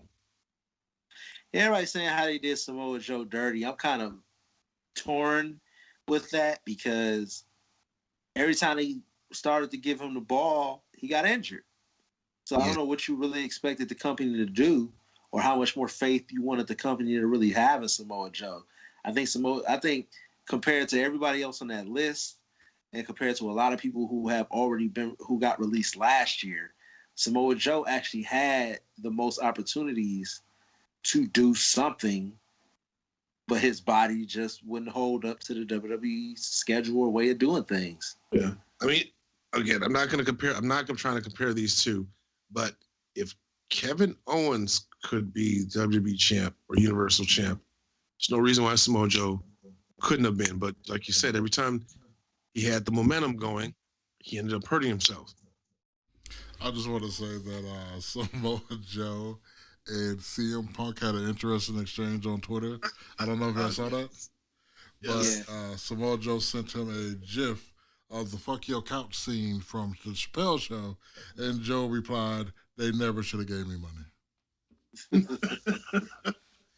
The funny thing is, when Samoa Joe was not on commentary, I'm like, oh shit, does it mean he's finally going to come back to the ring? Nope. Then I saw the news on Thursday. I'm like, God damn it. I mean, we all figured this was going to happen, but at the same time, it's not this quick after WrestleMania, is it? Yeah. Well, WrestleMania was late this year, remember? Yeah. It's usually the first weekend or last weekend of March. And it's always tax day is when WWE does their releases. And it also means in 2 weeks there'll be another one that's going to happen. And don't be surprised if you see names like Aleister Black on that list, likely. Why? Just fucking let him go. Stop playing games. Just let him go. Hopefully by the end of the week, hopefully by today when you're hearing this, Buddy Murphy, we can all rejoice that Aleister Black will be moving on. I suggest he goes to New Japan. Who, Buddy Murphy or Aleister Black? Aleister Black. Both. Both of them. The shocking one for me is that, okay, so the Forgotten Sons were taken off television after Jackson Riker made his comments about like BLM or whatever. And he's back on television with Elias. And he's making a little bit of noise with Elias. Forgotten Sons still hadn't been on television, and they get rid of Wesley Blake. And so now they have a Steve Cutler. And I have no idea what they're planning on doing with him. I'm pretty sure by the time you hear this or by the time we record our next episode, he's on that second wave of people to be released. There's no reason to keep one and get rid of the other. Right. Chelsea Green was the one that was shocking to me because I felt like I know she got injured, but I don't feel she ever got a fair shake in WWE. Like she came in, I think she had like one match, and then they put her with what was his name? Steve Stone or whatever, brand or whatever. Robert Stone? Yeah, Robert Stone brand. Missed something? And they didn't really do anything with that. They brought her up to the main roster. She had the match with Charlotte. She kicked him to the curb. Her and Charlotte really didn't have great chemistry. But I also think Charlotte didn't want to really work with Chelsea Green because they're two women of similar size and athletic ability. Not necessarily saying that Chelsea Green is on the same level technically as Charlotte. but you got these two tall, statuesque women. What's the incentive there for Charlotte to try to make her look good? She's probably looking at her like she's trying to take my spot, because Charlotte is one of the few people I feel in that company is still competitive, and pretty much probably been trained by her dad since a little girl, that whatever sport she was in, somebody new comes in it, they're trying to take your spot. So they could have, in my opinion, they could have kept Chelsea Green, and they could have got rid of that Zoe, whatever her name, boring ass chick. Oh my God! Got rid of her. But we all can't get what we want out of life, so Can't be a hater all your life. I know they got rid of your favorite person, Chris Black, Kalisto. Okay, anyway. we all knew Tucker was done when Heavy Machinery broke up. I actually wouldn't be surprised if Otis is on the next list as well. Oh yeah, Otis, he's served his purpose. Shorty G. yes. I don't think so. All they have to do is just let him be him. Mickie James. I know you guys always made jokes about Mickie James supporting her entire family. Now it's all on Nick Aldis. Now he's surviving the NWA checks. So that means they're gonna be in all the unemployment lines. Hey, about to get that stimmy. But you know what? I don't mind releases, because for the most part, these are a lot of people that they're not even using properly or using at all. So might as well let them try to earn a living somewhere else. Yeah, what do you think? Mickie James still has stuff left in the tank. What do you think Mickie James does now? Like, I know you guys, especially Mustafa, I know you've worked with Mickie on some shows like Blizzard Brawl and stuff like that. I don't know what type of conversations you guys have had, but do you see her landing somewhere else to continue wrestling, or taking a producer role backstage, or just chilling, maybe focusing on her music or whatever? Definitely, I could see her still having a role in wrestling. I mean, somebody got to put food on the table. I could see her going to Impact. I would like a woman with her experience to help out the women's division at AEW. I actually do see her going back to probably Impact and taking that belt off of what's her name over there? The chick that came from WWE. Perazzo. Yeah, Deonna Purrazzo. Yeah. So I don't want to see her at Impact. I don't want to see anybody over at Impact. I want Impact to go to hell, because they are really fucking up right now. A lot. So I don't want Mickie James to go there, no.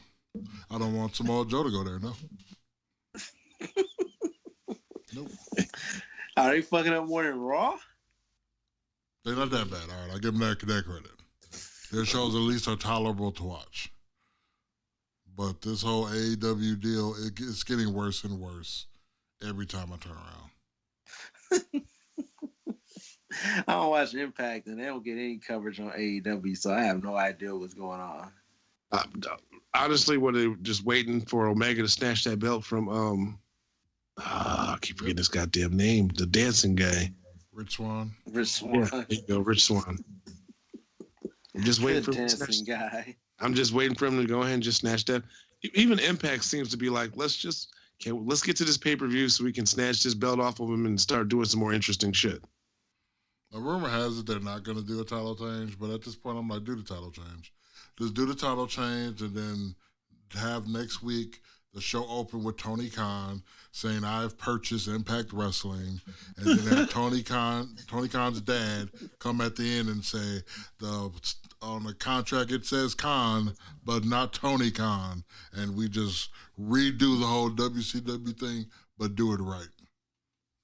That'd be the supreme troll on WWE. And I know this one made Mustafa sad. You had the Iconics have been released. Both of them. Y'all split them up for no reason. They were so good as a tag team. You split them up for no reason. Did nothing with them, then you let them go. You set them up for failure. Really and they're did. Australian, so their work visas.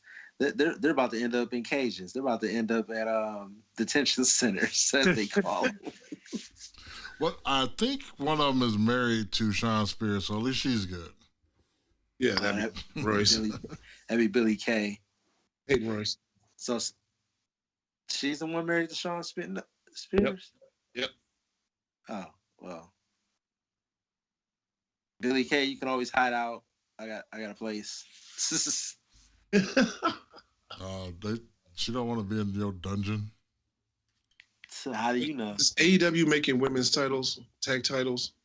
Oh God, I hope not. They're talking about trios titles, and I'm like, please don't do trios titles. Oh God, please don't. You don't even know nothing about trios titles. I know a lot about trios title. You know, it's a company called Shikara where they pretty much, I would say they invented that because I know they stole that from AAA. But yes, I know about trios title. But if you can have a trios title, get rid of your tag titles. But I still think trio titles is a waste of money. Because you always got to have 6-man tags. That's more money for no reason. So that was all your WWE releases. And I know we're not on AEW yet, but I'll just throw a release. AEW had a release.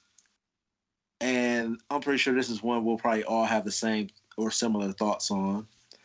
Evilise has been released by AEW.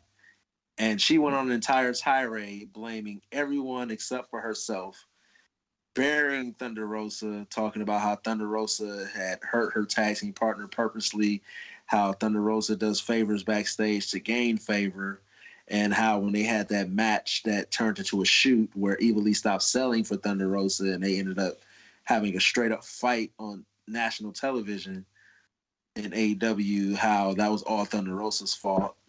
To a shoot. And on this podcast, we talked about how good Evilise is and how she's been everywhere. And this was her final opportunity.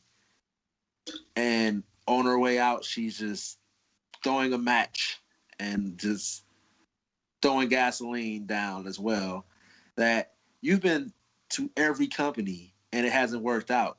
And she's like, I keep getting released because I speak up for myself and I defend myself. Because she also stated that a trainer was inappropriate with her and nobody in AEW did anything about it, that he's still hired and she's fired and other people saw what was going on. We've had the speaking moment, name names.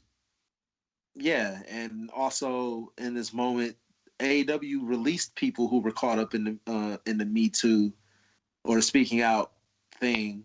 So I would think they would take your statements honestly. You know, I'm not there, but it just seems that way, especially in this type of environment.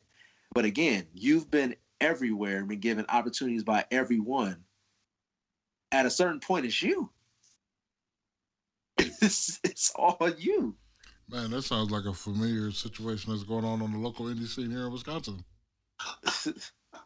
Like, if you keep getting shit canned everywhere that you go and nobody comes to your defense to stand up for you, it's you. You're the problem. Like, it's not the company. It can't be 15 companies that you've been in that all have a problem specifically with you. Eventually, everybody's going to find somebody that likes them. Like, you don't even have other wrestlers coming out to your defense like, no, you know, you really just don't know what was happening or what was going on or whatever. Like, I don't know. As a promoter and as a trainer, I always think about, okay, even if somebody, let's say, has a bad reputation like she does, that probably won't necessarily bar you from a place. I'll give you a chance, but you have to be more self-aware that you're just playing the victim card. That's all you're doing. You're playing the victim. I hate people that play the victim. Just come in, do work, be a decent person, and that's really all you got to do. Is it so hard? Apparently. Man, I'm telling you, boy. Who else next to get released? I would like to see some AEW releases. When is Legacy going to be releasing people? See, an independent wrestler and everybody's independent contracts, factors, so nobody really gets released. We just stop using them. Well, you mentioned the local scene. You want to speak on that? What's going on in the local scene? Well, it's a gentleman, and I'm not gonna say any names because I'm not gonna put him over on my podcast. But he just pretty much brought up a situation that happened, and what he doesn't realize about this situation is that this came out of two promotions trying to work together to do something nice for this person. This person took it some other type of way, but instead of just asking what really happened, they decided to go on the internet and say, you know, what they thought the situation was. And so I see it, but, you know, I'm like, whatever. I don't care. I'm not even going to respond to it or comment or reach out to them. And, you know, like I just put up a post. I said, hey, people won't make it in this business playing the victim. Just show up, do hard work,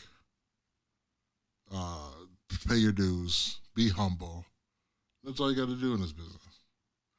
But some people, they just want to go against the grain so bad. They just want to they can't have anything good. They feel like they have to taint everything. Like, oh, this is so great. Let me find a way to fuck it up. And I just don't get that. Just chill. All right. Chris Black, do you have anything to say about Ivelisse and her release? Nope. Get out while you can. I support anyone that gets away from WWE because their booking is bullshit. Well, Ivelisse wasn't in WWE. She was in AEW. Yeah, AEW. Never mind. Oh, well, I don't know. Was that strike 3 for her? Maybe you don't need to be in business. That's like strike 4. She was in Impact. Oh, no, she was in Lucha Underground. She was in Impact. She was in AEW, and I think she had a little stint in WWE. Didn't they give her a tryout during the Mae Young Classic, I have to believe? I think so. Yeah. Yeah. I don't know. Maybe this business just isn't for you. I guess. I mean, 4 different companies. In 4 years. As much as it's possible that there's a bad element in every one of these companies, but what, are you just a target? Like, there's something wrong with you. No offense. I don't know you, but any psychologist, therapist, whatever you want to say, would be like, if the same shit happens to you over and over again, it's you. All right. Well, what's going on in the world of NXT? Besides them running with their tail between their legs on Tuesday nights. First of all, they moved to Tuesday nights because they're going to be hockey games on Wednesdays with some new acquisition of USA and some other company or whatever. So they weren't running. But anyway, I'm going to point out the good and I'm going to point out the bad. I'm going to start with the bad. Karrion Kross does not need to do long promos. Scarlett can probably do long promos. And I think that's what Scarlett is really there for. So the opening promo with Karrion Kross, I thought was pretty bad. His timing wasn't good. His delivery wasn't good. I got what he was saying. I just felt that it took too long to say it. They gave him too much time. What did you guys think?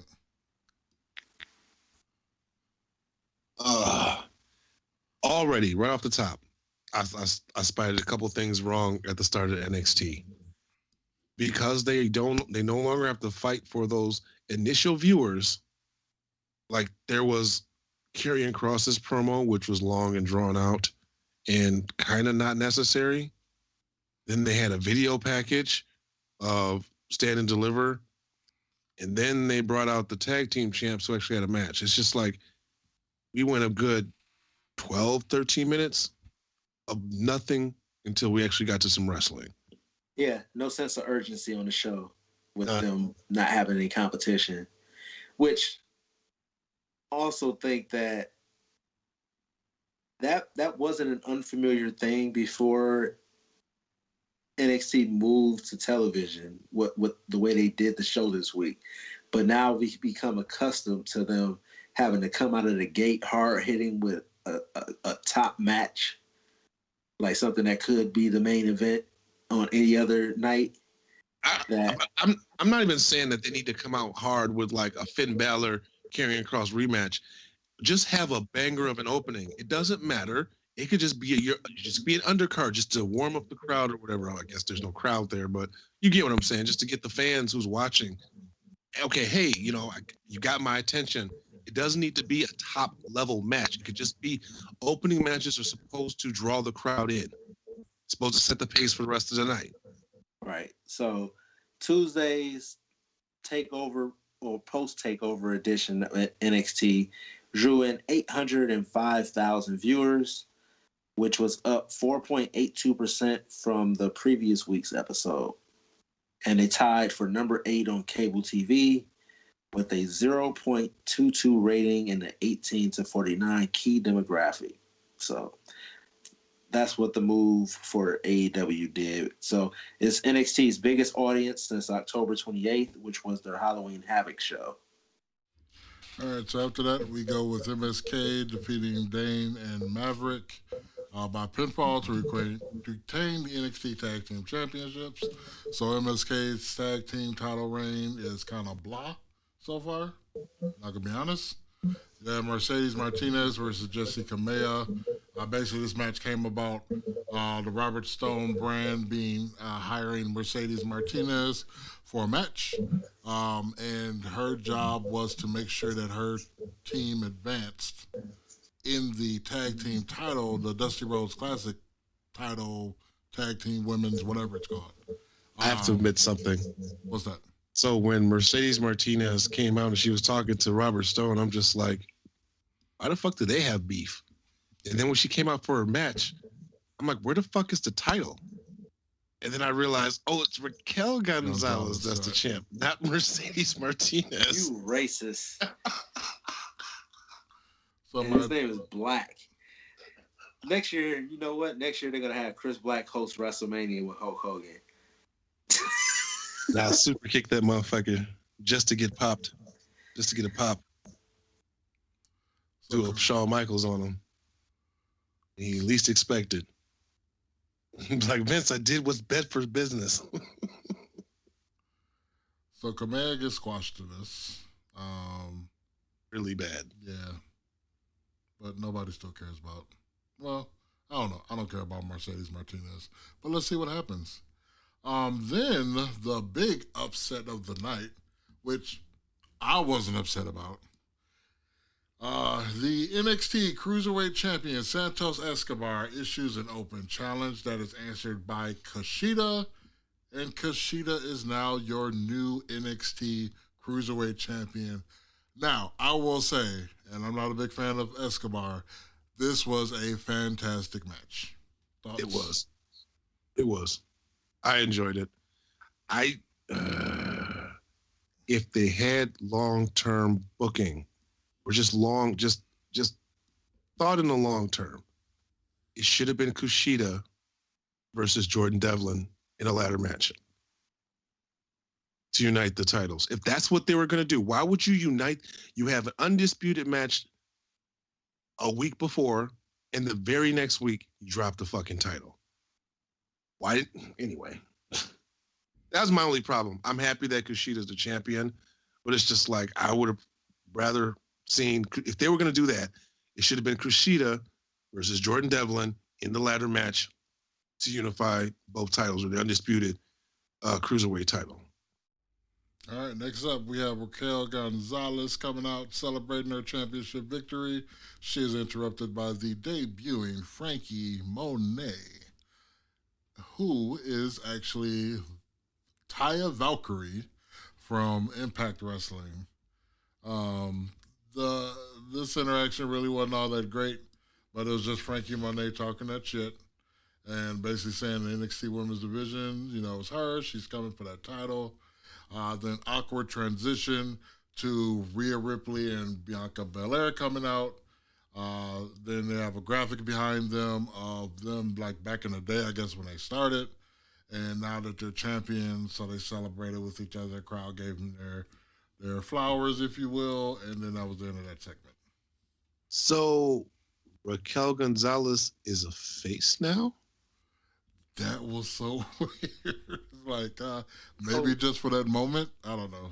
That's kind of stupid, but Meanwhile, Dakota Kai is just sitting there looking like, you know how when you be eating in front of kids and they just be staring at you like, does that taste good? Like Dakota Kai just is like in the background, just like, can I have some championship title?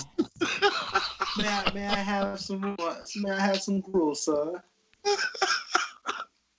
Do you have a belt for me? She's sitting over there looking like Tiny Tim. She probably, the whole time she's walking with her in the back, I'm just like, she's probably thinking, bitch, this should be me. Right. Well, she's pretty much Raquel's Ralphus, so. So it's, I mean, and Dakota Kai just, she just didn't want the smoke with Rhea Ripley or Bianca Belair because she just didn't do shit. So are they face now? Because it seems like Mercedes Martinez is gunning for the title and Taya Valkyrie, Frankie Monet is going for the title. So did they turn her face because she got heels coming at her? That may be what they're doing. If they're going to have Frankie Monet right away go against her. Which is dumb. I think Frankie Monet, when she said that you'll be seeing me every week, I don't think that means that I'm going right for your title. She's going to beat some bitches down first. What they're probably going to do is have... smart thing to do. What they're probably going to do is Frankie Monet get some decisive victory over that Zoe kid and squash her a couple of times, destroy her, and then go right after the title at that point. Taya Valkyrie about to get humbled real quick. So what's your with her, Mustafa? She's just boring to me. She is so boring. We got 2.5 months left, Chris Black. He'll be singing praises in 2.5 months. We'll see. She's just boring to me. Like, I don't get the gimmick to me is what, Girl Next Door? That's all I get. But earlier tonight, we had a promo with Isaiah Swerve Scott. He's, talking this shit. Leon Ruff came in there, gave him them hands, and said, this is over. This ain't over yet. So they have a match. Unfortunately, Leon Ruff did not win this match. Swerve defeated Ruff by pinfall. This was another good match. I've always been a fan of Leon Ruff. I'm still a fan of Leon Ruff. I was so-so on Isaiah Swerve Scott, but now he's starting to win me over. He's a heel. I just don't know if this is over yet. It's not. You saw the beat down in the back? You said what now? You see the beat down in the back? Leon Ruff attacked him in the back. Yeah, I thought that was earlier. Oh, he put him on his ass afterwards. Oh, so I got my timing wrong. Okay. I thought that happened first. All right, then we have now. Some people have problems with this match. I love this match for what it was because the way they're silly. I mean, that's what they are. Like, that's what they do best. So it was Dexter Lumis, Bronson Reed, Ember Moon, and Shotzi Blackheart versus The Way in a mixed tag match. And what I really liked about it is every time Indy Hartwell was in the ring with Dexter Lumis, they would snatch her away because she's like in love with him. And so at the end of the match where she actually lays out because she knows Dexter Lumis is going to start caressing her as he do when he puts everybody else to sleep was fantastic. And then when she was interrupted and then she ended up doing it again by the ropes, Dexter Lumis is carrying her out and she looks back at the camera with a big ridiculous smile and wink. I popped so hard. I thought this match was great and very entertaining, but it ended up with Bronson Reed, I believe, splashing in a very devastatingly way onto Johnny Gargano and winning by pinfall. So, a rematch is coming with him. Indy Hartwell getting carried out like Dexter starts with D. So what are you guys' thoughts? Were you guys just as entertained as I was? It was a fun match. Dexter Lumis still fucking sucks. But he plays the creepy guy very well because he's a one-trick pony. Wow. Yeah. The show was pretty good. I think it's going to be an adjustment for people who were used to the Wednesday Night Wars, I think, for adjusting back to a more tempered NXT instead of the breakneck pace Yes. Okay, like I can deal with the slower down pace because you don't need to see your cruiserweight champion. You don't need to see your tag team champion. Matter of fact, you don't need to see all your champions every fucking week. A roster is deep enough where you can have 4 or 5 different matches. Maybe that's too many. 3 or 4 very different matches every week without them repeating, without seeing the same goddamn people all the time. Please use your roster. Please use it the right way. Stop overexposing your people. Yeah, so they AEW now, without having any competition from NXT, they drew in 1.22 million viewers on TNT, which was their largest viewership numbers since their debut in October of 2019. The viewership was up 77% from the previous week's show. And they were ranked number 2 on the cable top 150. So the AEW crushed it on Wednesday night. And they're damn near at Raw numbers without having NXT as competition. I believe Raw has been hitting 1.4s and 1.5s. So AEW is sniffing them right now. But I think we said that, like, if it wasn't for Wednesday Night Wars and the split between the fans, that the show if there was only one show on Wednesdays, they'd get that 1.2 million viewers. Right. And I'm going to quickly just run down some of the things that happened on the show. The Young Bucks kicked off Dynamite with a promo talking about how it feels good to be back and have the band back together, and that they had allowed everybody in AEW to take credit for what they had done, and they were perfectly okay with that, but no more. That it's time for the Young Bucks to reclaim the role that put them on the map in the professional wrestling world, and that was as heels. And so they debuted. They lost all the colorful costumes and outfits, and now they got new gear. It's like all washed out and white colored. They wrestled in $7,000 Nikes. Lies. You said lies? Yeah. No, you can look it up. You can Google it, unless they were knockoffs, but I don't think they were knockoffs. The fuck is gonna pay $7,000 for some goddamn Nikes? People who got $1 million contract. Please. I find something better to do with my money than 7,000 fucking shoes. Anyway, that's just me. Yeah, so they were having a really good match with Death Triangle. It was Pac and Ray Phoenix, or Pac. Yes, I had it right. Pac and Ray Phoenix, and it ended with the Young Bucks actually snatching Ray Phoenix's mask off and him having to cover his face as they super kicked him and got the pinfall. So it was a really good tag team match. Good heel shit. I have to actually give them some praise. Like, this match was quite different than the usual Young Bucks match. Well, that's the thing. It was still some pizzazz and all that shit, but they actually worked more psychology.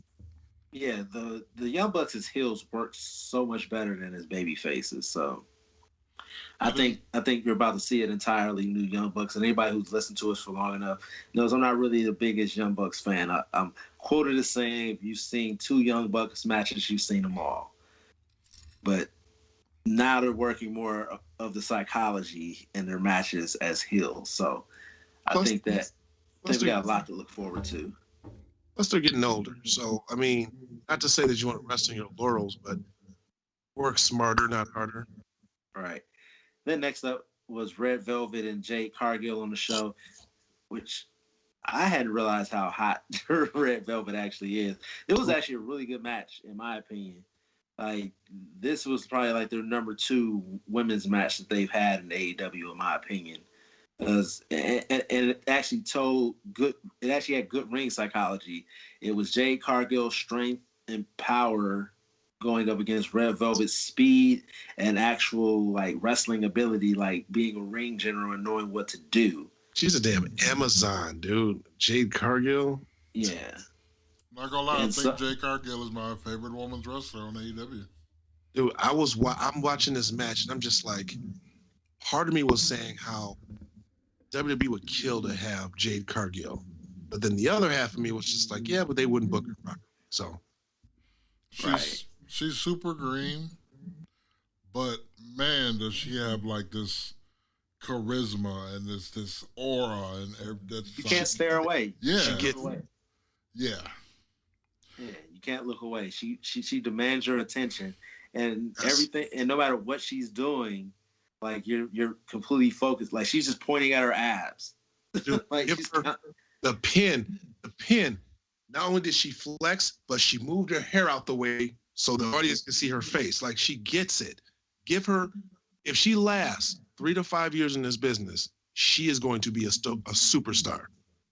Yeah. So, yeah, really good match. Like I said, it was speed versus power, and in this case, power won in the end. The right person won, which is Jade Cargill, which we already noticed is building because you had Britt Baker, Rebel backstage talking to one of the geeks or whatever, and just saying how she's still ranked number 4 or whatever, but she will be coming for Shida and her title. And so we know this is all going to culminate with Britt Baker having to face Jade Cargill. And from this point, I don't really know which direction I would go in if I put Britt Baker over Jade Cargill. Or do I let Jade Cargill go over Britt Baker to cause like a meltdown or something? She would need to dog walk Britt Baker. You said she needs a dog walker? I think she needs a dog walker because that will still elevate her as a star, and she could take a beating like that and still come back.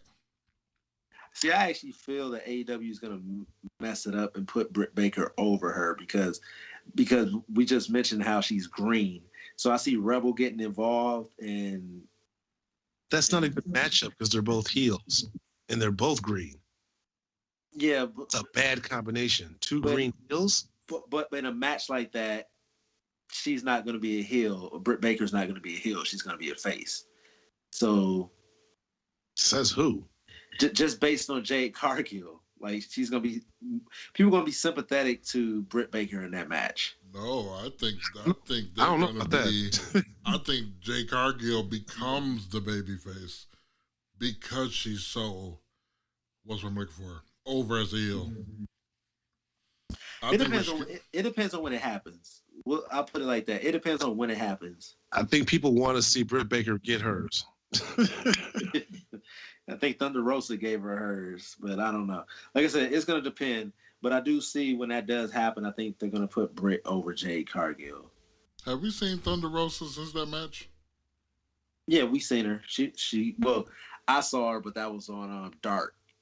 Remember, NWA is back right now, and all the shows are recorded, but I don't think they're going to let their people go and do other shows while they're airing their new season of NWA. So that makes sense, but then they shouldn't have put her over in that match then. Well, she'll be back. It's not like she was signed anyway, so another reason not to put her over in that match. Yeah, and right now they got Tay Conti and Diamante are working their way up through the women's ranks as well. So I don't know. I think we're gonna have our first 4-way dance with the women probably coming soon, and it'll probably be like the Diamante, the Tay Conti, Red Velvet, and Britt Baker. Because we know in wrestling, rankings don't really actually matter. I don't care how much. Britt Baker said something funny. She said that she's going to basically pad some of her winnings by going and competing on Dark and the other show. Yeah. So basically, she's saying, I'm going to rack up some wins against some scrubs. Yeah, because that's pretty much how their women's division has been built now. Like, Tay Conti and Diamante just wrestle on Dark. And I said that on our last episode. And that's kind of a problem, that if you don't watch everything AEW does, you have no idea. Like, that people are changing positions all the time. It's not like just what happens on television is what matters. Everything matters in AEW. So it's like the MCU now. Everything matters, not just the movies. Yeah, and I don't have time. I know wait, before you get to that though, I'd like to step away for a bit. But did you guys talk about that opening match? Yes. With my boy Platinum Max Caster looking phenomenal. I just want to say. No. He was looking great in that match. About? He wrestled, what's the cowboy name? Adam Cole. I mean, Adam Cole. Yeah. Hangman Adam Page. Adam Page, yes. That wasn't the opening match. We haven't gotten to Adam Page's match. The opening match was the Young Bucks versus Death Triangle. It was. You're right. You're right. My bad. I'm gonna shut up now. I'm going to my corner. This is my show. Can I do my thing? I got you, bro. Get the James Brown going. We got Anthony Ogogo make his in-ring debut. And he's one of QT Marshall's trainees. He was a boxer over in the UK who's transitioning over to wrestling now. He faced Cole Carter, which the match ended in a TKO after Anthony Ogogo just struck him in the breadbasket, dropping him. Dude, I blinked and that match was over with. Okay. So, Go-Go is trash. However, I do like, if he's going to be finishing off people like that, I think that brings a different dynamic to matches, and I like that. So, I understand he's green, but he is definitely one of those people that when the bell rings, everything that goes great about him just goes down. They risk him becoming, what was that guy's name at NXT? He's on the main roster. Baron Corbin. You risk being Baron Corbin when you have really quick matches at first because you're green and they're trying to hide shit. And then, like, when you actually have longer matches, no one cares. Yeah. So, also on the show earlier in the day, they showed that Mike Tyson was cutting a promo, just talking about him being the special guest enforcer for the for the match between Dax Harwood and Chris Jericho. And MJF walked up to him and approached him, and he's telling him, like, look, I'm not trying to step on your turf or step on your toes. I just want you to be on the right side of history. And he offers him a blank check with his name on it, just name his price, and he gives the check to Mike Tyson. And Mike Tyson rips the check up, and then he eats the check. Because it's Mike Tyson. Didn't spend it on him. And that's me surmising it, but you can go check it out on YouTube. That leads us into the Dax Harwood versus Chris Jericho match with Mike Tyson on the outside as well as Sammy Guevara. Bunch of shenanigans from FTR in the match, and MJF keep trying to interfere. Sammy Guevara's fighting everybody off. Eventually, the entire Pinnacle and the entire Inner Circle end up out there brawling and beating on each other. And the match ends with Chris Jericho pinning Dax Harwood.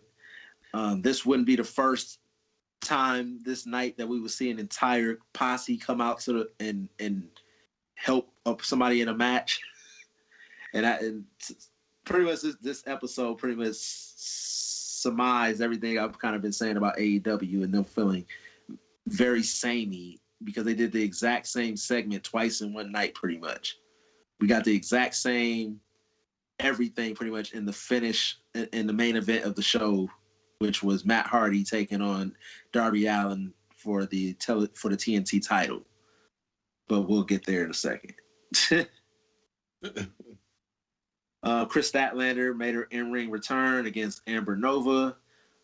Chris Statlander is now part of the Best Friends. She won, obviously. Weird. You said what? Weird. Why is it weird? It just, I guess if it's their goofy gimmick, I mean, I guess. I mean, I'm not shitting on it. Yeah, the alien sits with us, basically. But so, yeah, like I said, the main event was the Falls Count Anywhere match. It was Darby Allin taking on Matt Hardy. And this was just an overbooked match in general. Everything happened in this match. It ended with Darby Allin winning with a coffin drop off of the scaffolding through the announce table. This is the first time the announce table has been destroyed in AEW. But you had everybody interfering in this match. And you had the Dark Order coming out to help. You had Dark Order coming out to help Darby Allin because the Matt Hardy's front office or family office or whatever the hell they're calling themselves kept interfering in the match. You had Sting come out to help Darby Allin, which also brought out Lance Archer, who came out to powerbomb some people in front of Sting. And then Lance Archer leaves after helping out defend Darby Allin and try and intimidate Sting, I guess.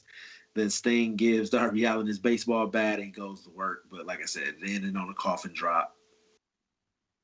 Sometimes less is more. Yeah. And I know we're rushing through it. This is supposed to be a bonus episode for you guys, and it's running a little long. So I just want to finish things up with talking about the Chris Jericho interview with Stone Cold Steve Austin. What do you guys think? We'll start with Xavier Mustafa because I don't want to hear him start crying about y'all stole what I was going to say. Okay, well, first of all, I brought up something earlier and you still skipped it. But I do want to talk about the Platinum Max Caster versus, what's that cat's name? And the reason why I want to bring this up is because Adam Page, he is going to, how do I word this? What I hated about the match is I thought the match was too long and it was too much. Platinum Max Caster should have gotten jobbed out about 10 minutes earlier than he was. And I think if they keep booking him like this, that is actually going to, and I'm talking about Page, that's going to, I don't know the word I'm looking for, undo the goodwill he has built already. Well, it's going to turn him into Roman Reigns, basically. Right. So they need to watch that. All right. Chris Jericho interview. Chris Jericho is one of my favorite wrestlers up until this AEW point. All right.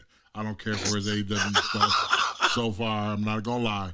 But growing up, especially his WCW stuff, like I remember the promo where he called himself the man of 1,004 holds and 1,000 arm bar. Like stuff like that. Ralphus, him coming out with the little bitty puffs of smoke. All that stuff is I remember, and it always, to me, relates to my childhood. So when he was telling these stories, a lot of the stuff I've heard already. Some of the stuff I didn't, but I thought it was a great interview. Chris Jericho's still the GOAT. I don't care what he does in AEW. That's my opinion. I love the interview. It was just good to listen to him and Steve Austin talk about the good old days, the territory days, and Chris Jericho.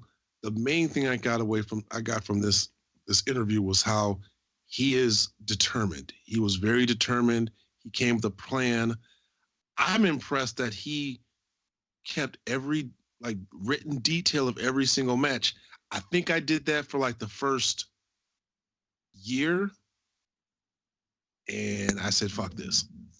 Yeah, because yours was just L. See, L. that book, and I had a win every now and then. Actually, back in the day, he was the only one that was winning. Me and TC was doing all the jobs.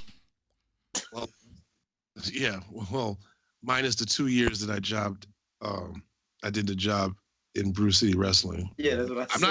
I'm not hating. I was paying my dues. I was like a young lion, losing every match. Yeah, so I got my big break. But he was in SSW winning titles. He was the Roman Reigns of that company. Me and TC But that gave me a sense of false security because I thought I was good, and then I asked Silas to critique one of my matches, and he was just go get trained. Let Evil East tell it he was doing favors behind the scenes. That wasn't me. Yeah, I really enjoyed the interview. I wasn't a big WCW fan, but pretty much all the things they talked about and highlighted were things that have been highlighted before about Chris Jericho.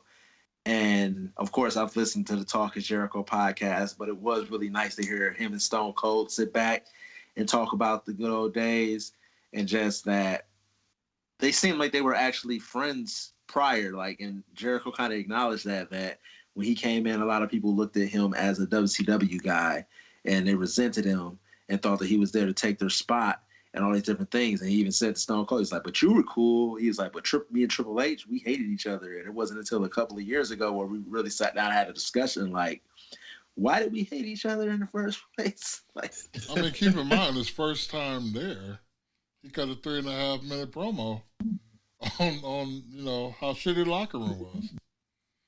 So, yeah, which I hated that they truncated that. Like, he was like, oh, just cut down. But I remember that. Like, I remember Jericho's debut. I was geeked because I knew who Jericho was, even though I didn't really watch WCW. And then for him to get introduced and go one-on-one with the great one. Yes, that is the best debut, in my opinion. No, the best debut is Kane. Mm. You don't think Kane ripping the door off of the Hell in a Cell?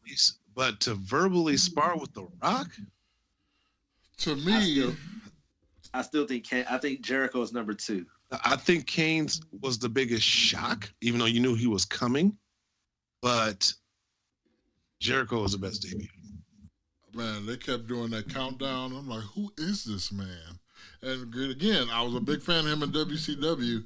I didn't even realize that he was gone off WCW TV. That's me neither. Like I knew the Lionheart character. I mean, that was back when I started watching WCW because NWA was in there, and I saw the conspiracy shit he was doing, and I had no idea what the countdown was for. I can't even remember what I thought it was.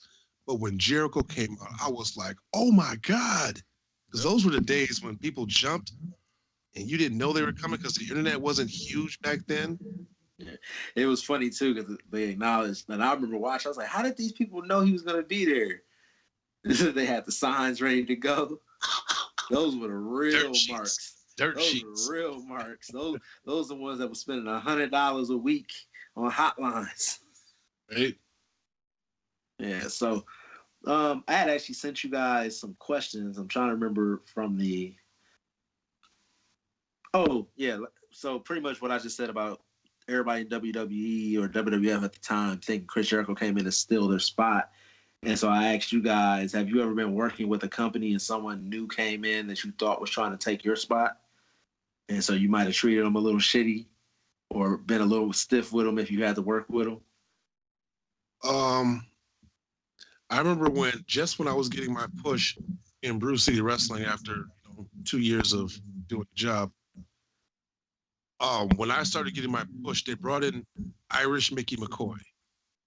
And I thought they were trying to give him my spot that I was working hard for. As a matter of fact, the match, I had a title match with him. It was a ladder match. And I guess I was supposed to be just a transitional champion. But that match was so good that they booked a rematch. We had a strap match, which I think that match, the ladder match and the strap match, is what kind of put me and Mickey McCoy over. But I didn't see him as a threat. Yeah, I thought this guy's going to try to steal my spot, but that just made us work harder. That it brought out the competitiveness in me. I don't think I've ever had someone in danger of, I feel like, stealing my quote unquote spot where I had heat with them. I don't think that's ever happened. Like I said, it kind of activates your competitiveness. And we already know that Mustafa's going to say anybody over 6'2", 285. So I'm not trying to sound arrogant when I say this, but I've never worried about anybody coming to take my spot. Because at the end of the day, I know I'm going to go and I'm going to handle my business. Now, if somebody takes my spot, hey, by all means, take my spot. But I feel that you should have a certain level of confidence in yourself and what you do to know that nobody's going to take your spot. And you don't ever have to worry about anybody taking your spot underneath my foot as a ref counts to 1, 2, 3. That spot is all yours. You know what? We can talk about that spot in your ass that this foot is going to go up on. We're going to talk about this size 16 hole that you're going to be shitting out of for the rest of your life. After I get my foot removed from it. And the hole's just going to stay there, huh? Yep. I'm getting tired of the Urban Horsemen just up here tag teaming. This man go along with everything that you say because you sign his checks.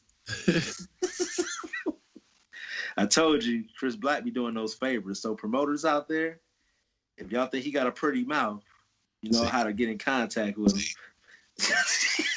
I got a pretty mouth, but I got a pretty good right hand too. Or should I say right hook? Maybe I shouldn't say right hand. Let me be specific. Nah, he said he got soft hands, y'all. Go ahead, hit him up, promoters. One last thing I do want to bring up about that interview is I actually was surprised how much they talked about AEW. I was shocked when they showed him with the championship, AEW championship belt. That picture. Okay. But there's no way to really tiptoe around it. Well, everybody knows where he's at. Vince does things for a reason. I don't know if he thought that he could get some goodwill with some of the AEW fans that have been lapsed WWE fans. Like he's going to try to get some gain.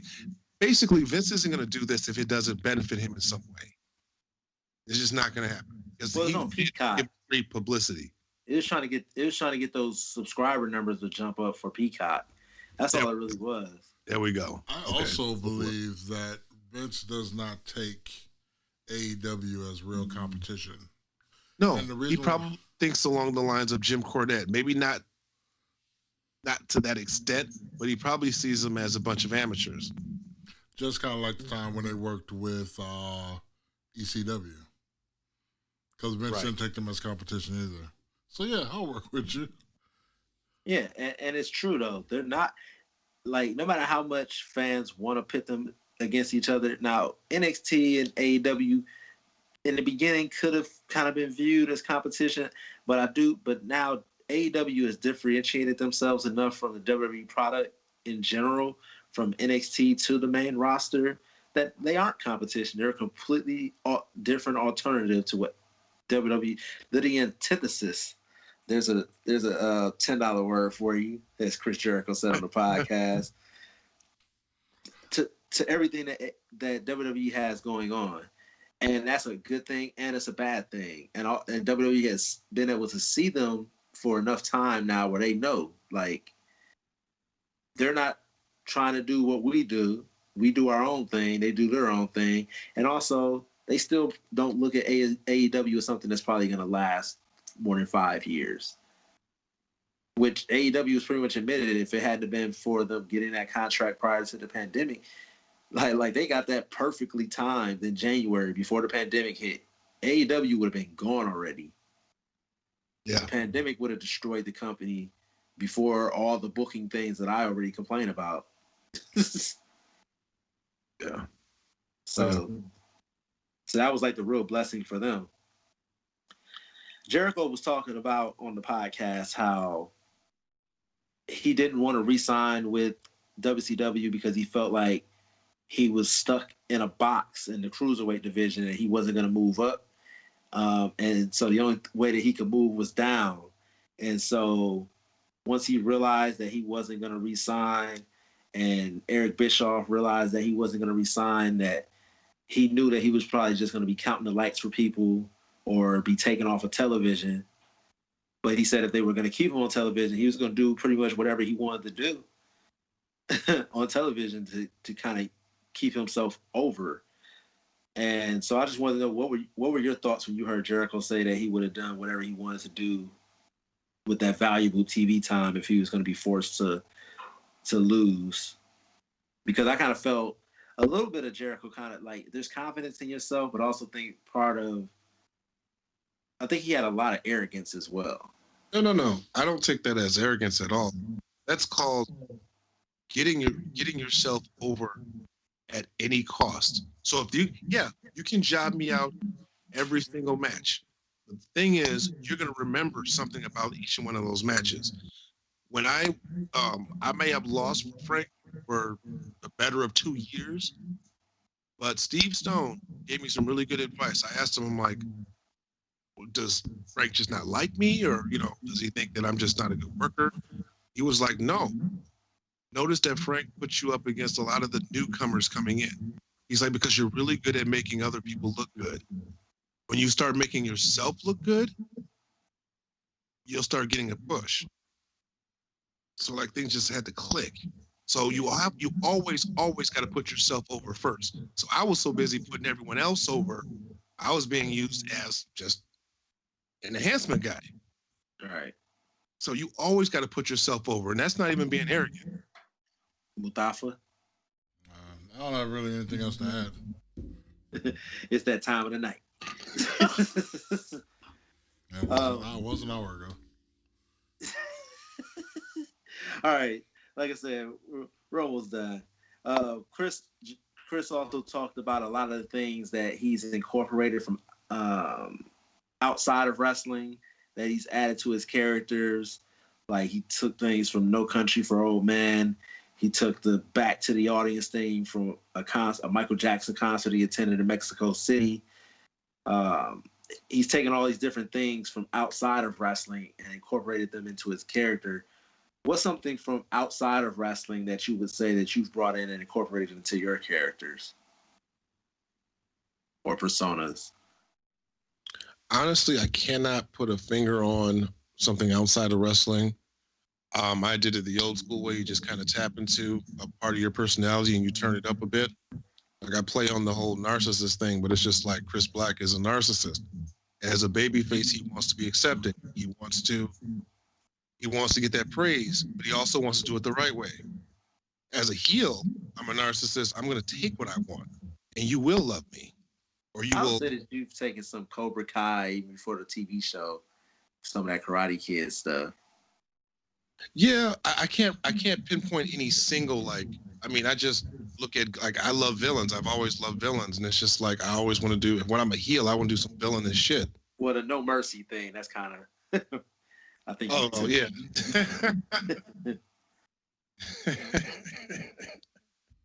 What about you, Mustafa? Well, for me, I would say it's probably my love of superheroes and supervillains. Because definitely I think of Mustafa as a hero. He could be a villain, but he's not. And I have to agree. A lot of people be like, you're not believable as a heel most of the time. I can be, but most of the time I'm not because everybody knows that I'm a good guy. So, shit, have you seen yourself as a heel? I don't know. I just go on people's opinions, what they say. You know. Those motherfuckers see you, they just want to hug you. That's why. And I want to say why, because I have resting bitch face. I feel. And people should be scared of me, but nope. So I got two more questions for you guys. So what do you think the takeaways are for people on the independents and maybe on the mainstream wrestling programs that they can take away from the Jericho interview and use to better themselves and get themselves over? Well, one of the things I thought that stood out is there was something he said he was a part of that he already had 10 characters already, just practicing doing something. I can't remember what it was exactly. But, you know. Fitting to being a character? Was it the acting that he was talking about? Was it an acting course? It was something he did beforehand. Yeah, improv comedy. Yeah, so I would probably say, you know, definitely, if there's something that you can work on playing different characters, acting, definitely. Take courses. That's something I wish I would have did. Absolutely. Never too late. Yeah, I know. What's his name? He does the gentleman, Aesop. He does improv, like comedy, improv, and you can tell. I've actually seen him do improv before I even saw him in wrestling. All right, some of the takeaways that I get from this is, number one, never get stale. Never allow your character to get too stale because fans, they're fickle and they get bored easily, especially now. Number two, know your character. If you don't know your character, how are you ever going to portray them? And like you said, you have to commit. No matter what you're doing, you have to commit. If you listen to our NXT review show on our last podcast, I told Mustafa, I said that Raquel Gonzalez, she still has, when her selling, she still is a little bit, what's the word I'm looking for? Not insecure. Unsure. Anyway, it'll come to me. There's something like when you're a heel, you have to get used to being made the fool, look like a fool.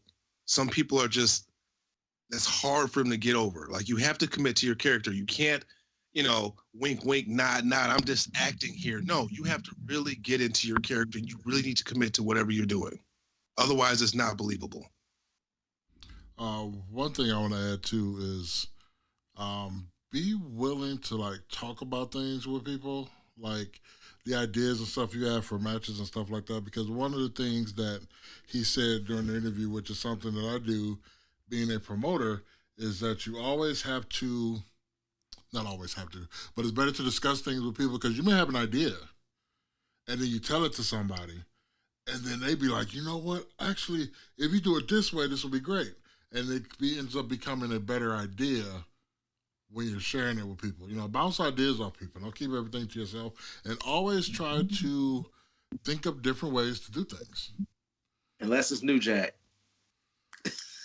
Yeah, if it's New Jack. You run and you tell New Jack every new idea that you have, what you want to do. And hope you don't get stabbed.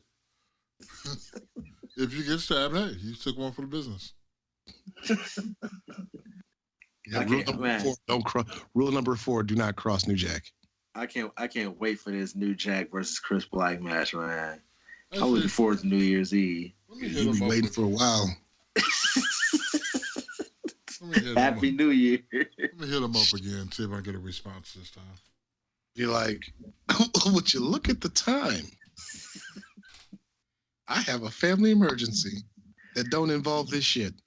We're gonna be waiting for the balls drop. So we're gonna tell him to bring his scalpel. Chris Black, you're gonna be the New Year's Eve ball. When the balls hit the mat, that's the New Year.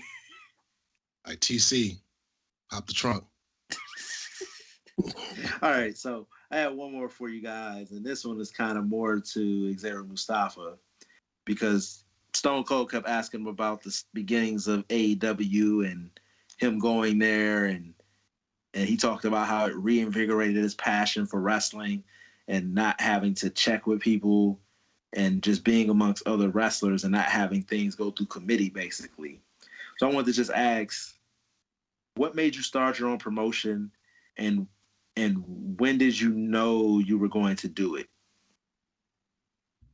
That you were done working for other people? Well, see, even when we first started, me and TC was still on the independent scene, pretty tough. But what made us decide to do it is we felt that we could do things better.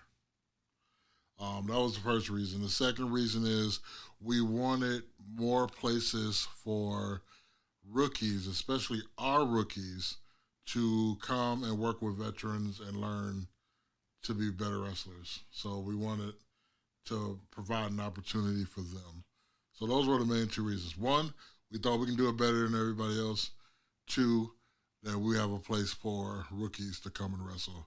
And two is something that we still do every day. One, that we can do it better than everybody else. It's not as easy as we thought. Well, one thing I like to add to that, one thing that Legacy Pro has always been doing is bringing in fresh faces, people that are not, circulated throughout Wisconsin on a normal basis. All right. Well, that's pretty much it for the bonus episode. Like, check out the Chris Jericho on the Stone Cold podcast, or what is it called? Broken Skull Sessions with Stone Cold. There we go. Check that out over on the cock. It's right there. It's right there at the tip of the cock. Like, it's at the top. You can check that out over on your Peacock app or whatever. Hopefully you guys caught the deal. Everyone complains about the app. I've had 0 issues. It doesn't work good on mobile. I've used it on my iPad mostly and on my phone, and it works fine. To me. See, like, I had no interruptions live at all. I haven't been getting interruptions, but like if I leave the app and then I try to open it back up, like the audio start playing, but the video won't play. So then I got to back out and then I got to reload it, and it'll resume from where I left off. But that's kind of annoying. And then during the pay-per-view, I would have to reload the page several times before it finally would load up on the phone. So, but the no rewind feature and fast forward feature for live pay-per-views is an issue. But I also don't know how much. I don't know if I'm gonna hold on to Peacock.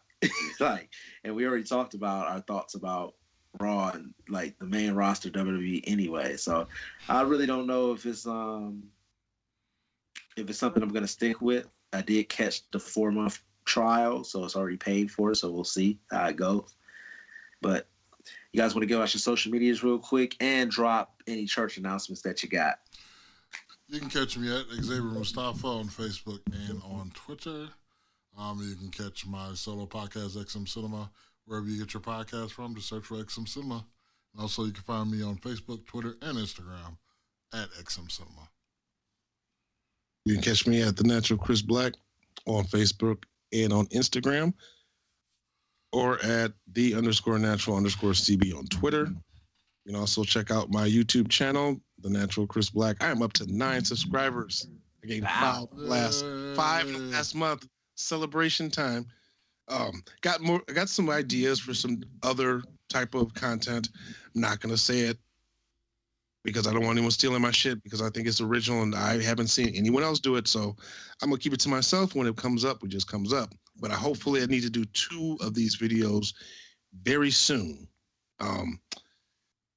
So there's that. So keep subscribing. YouTube is dedicated to the best pro wrestling on the planet, not AEW, but New Japan Pro Wrestling. You got your church announcement? Got nothing. And last but certainly not least, Legacy Pro Wrestling will be returning to the Root River Center, located at 7220 West Rawson Avenue in Franklin, Wisconsin, on May 1st. Main event, Brown Sugar will be defending his Legacy Pro Wrestling Heavyweight Championship against former Legacy Pro Wrestling Heavyweight Champion Sean Priest.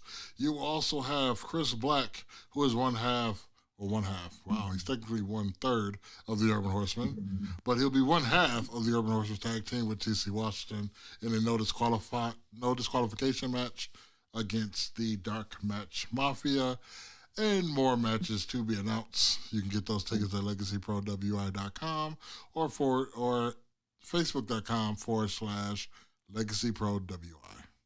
Wouldn't he technically be 1/4? I know, you're skipping Sean Priest. I forgot Sean Priest.